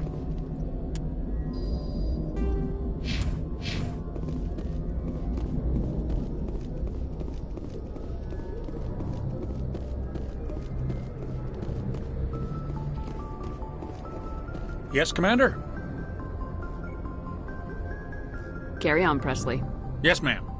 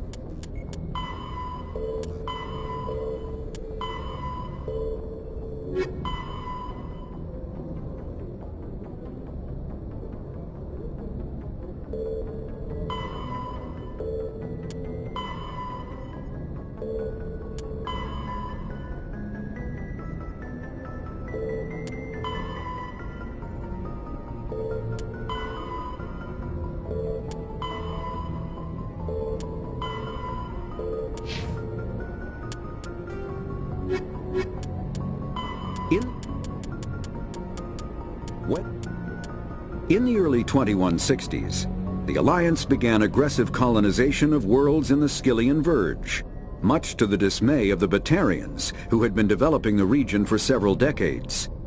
In 2171, the Batarians petitioned the Council to declare the Verge a zone of Batarian interest.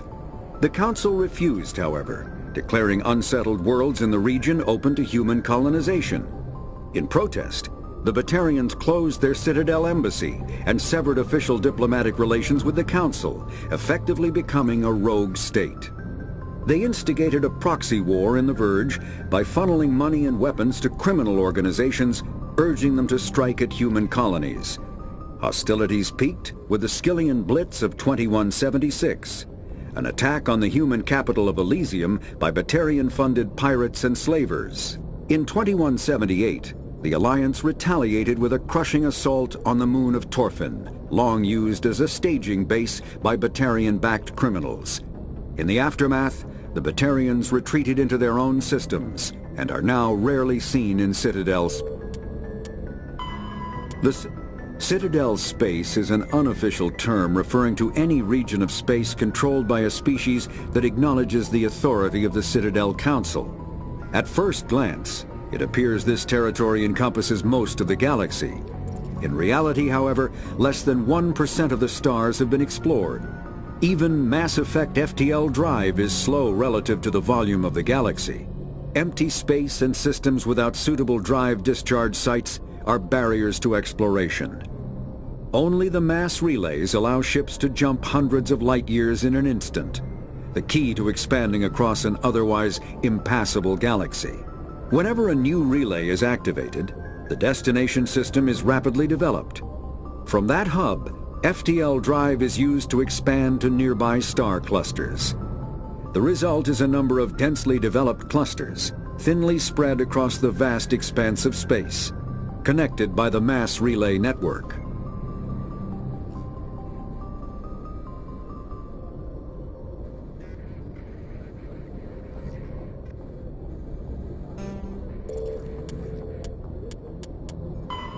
The Normandy is a prototype starship developed by the Human Systems Alliance with the assistance of the Citadel Council.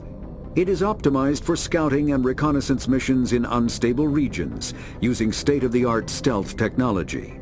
For most ships, the heat generated through standard operations is easily detectable against the absolute zero background of space.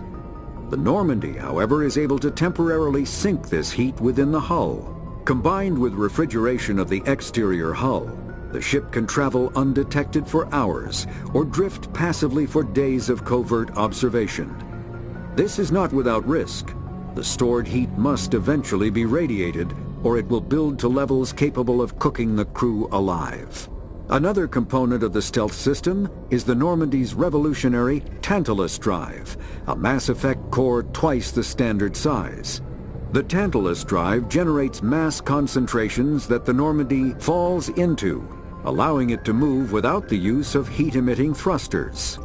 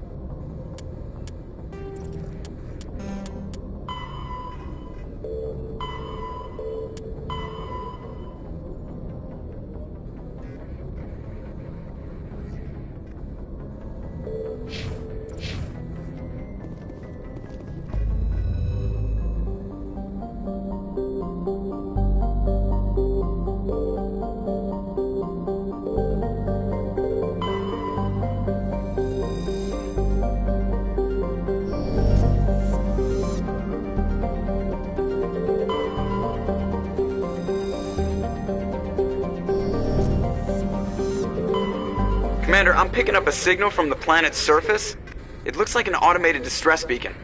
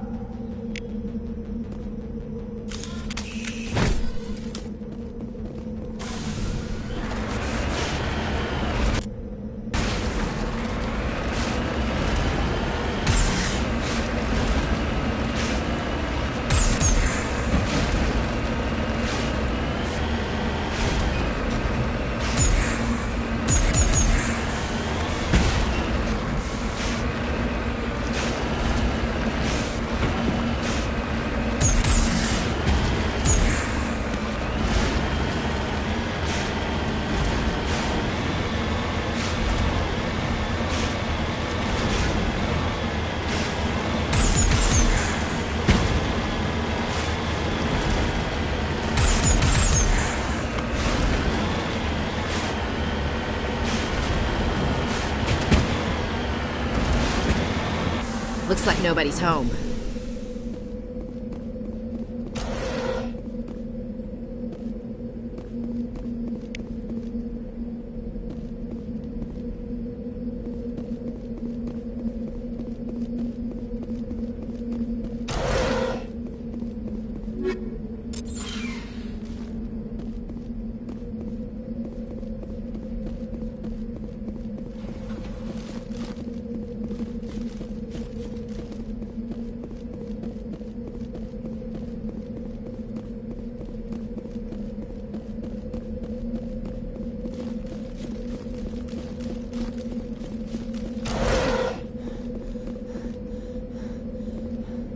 According to these data logs, the survey team unearthed some kind of alien technology.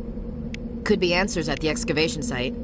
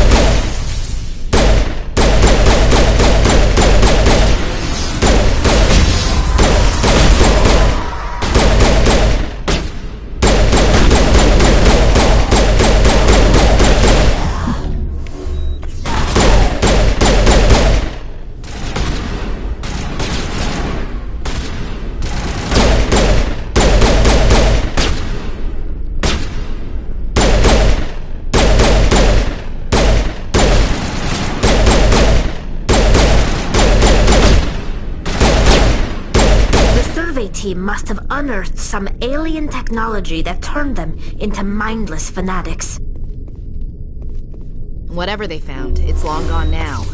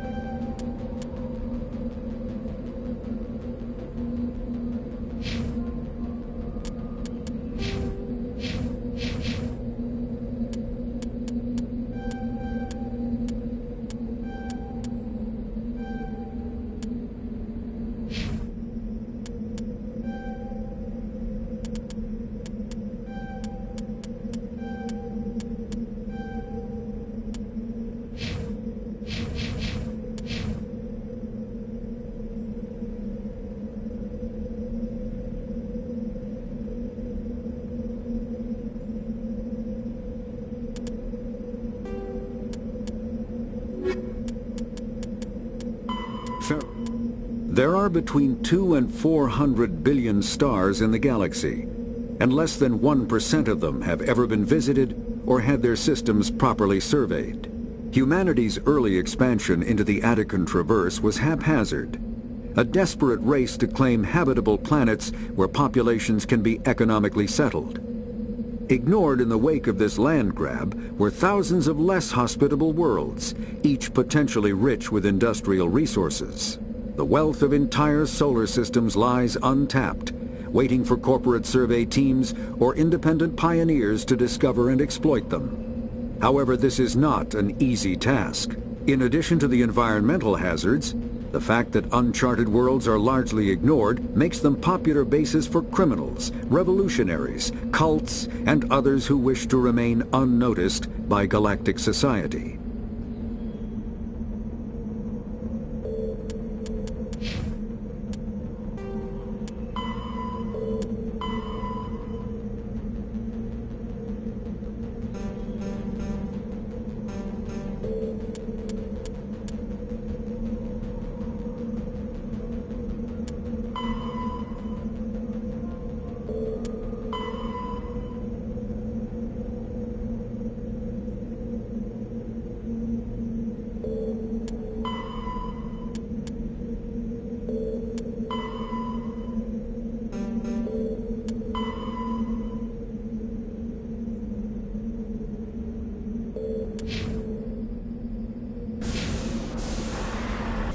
Redeploying.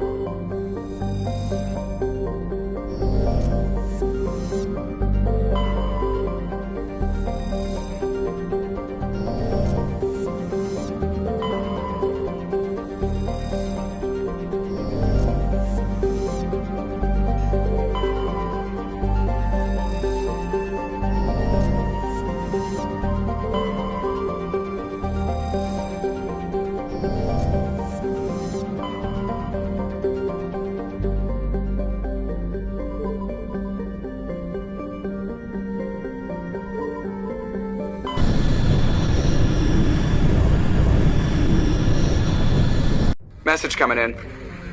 Patching it through. Commander, we've got a situation that requires your expertise. A group of fanatical biotics have kidnapped the chairman of the Parliament Subcommittee on Transhuman Studies. They're afraid of sustained damage and is dead in space. Get in there and take them down. Understood, Admiral.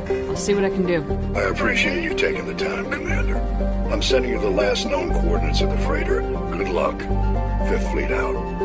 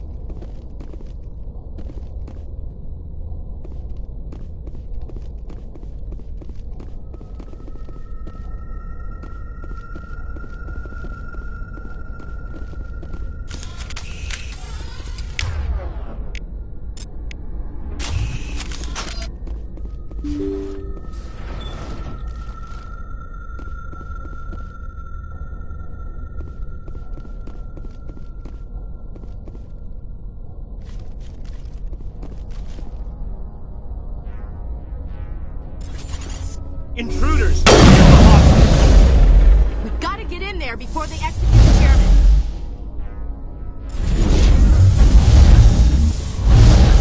Won't get me next time.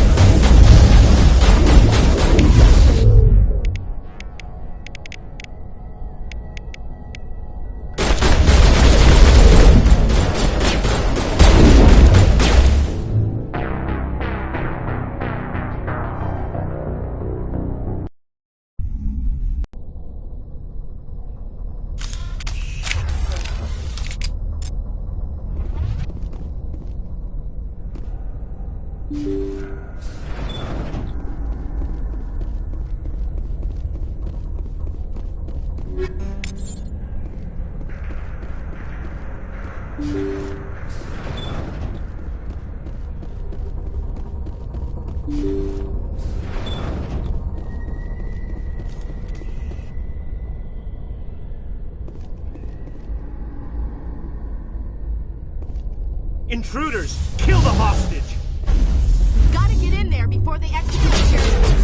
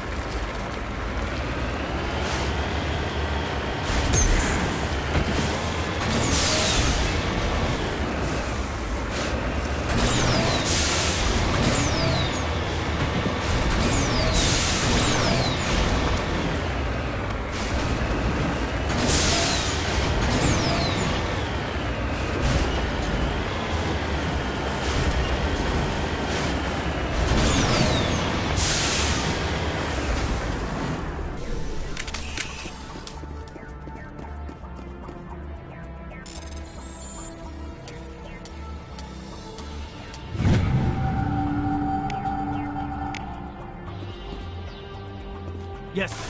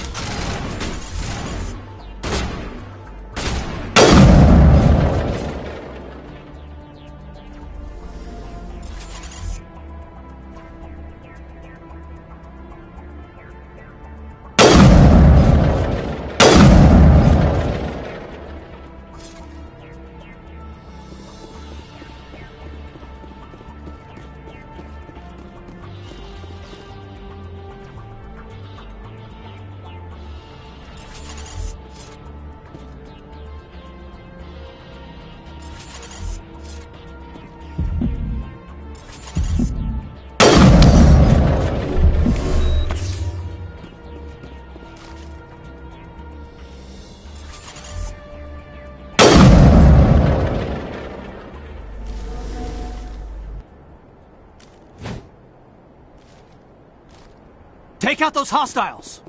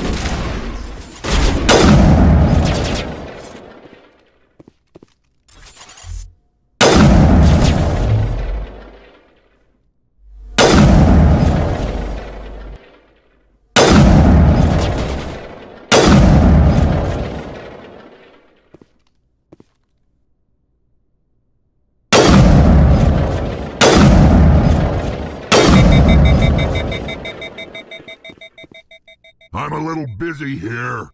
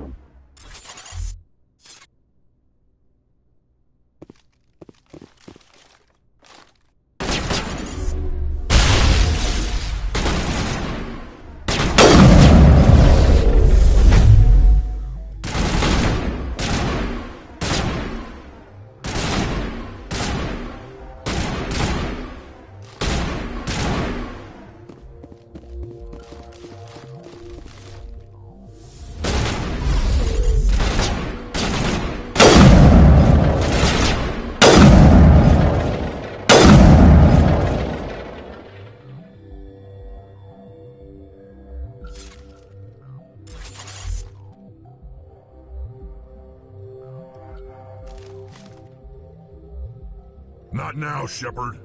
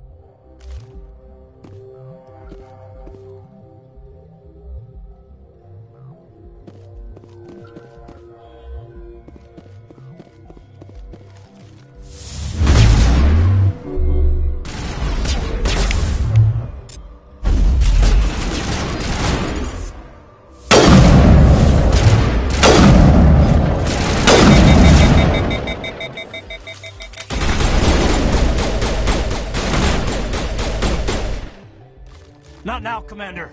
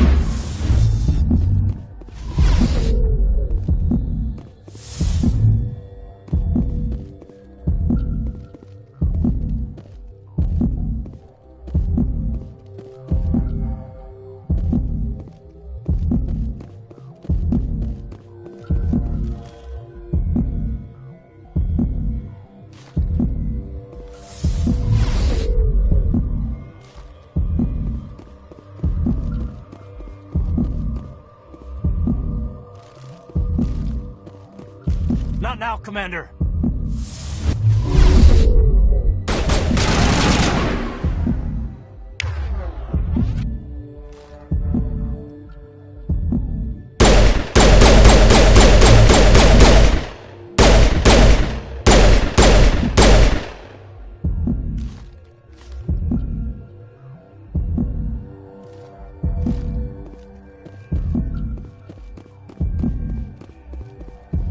Take out those hostiles!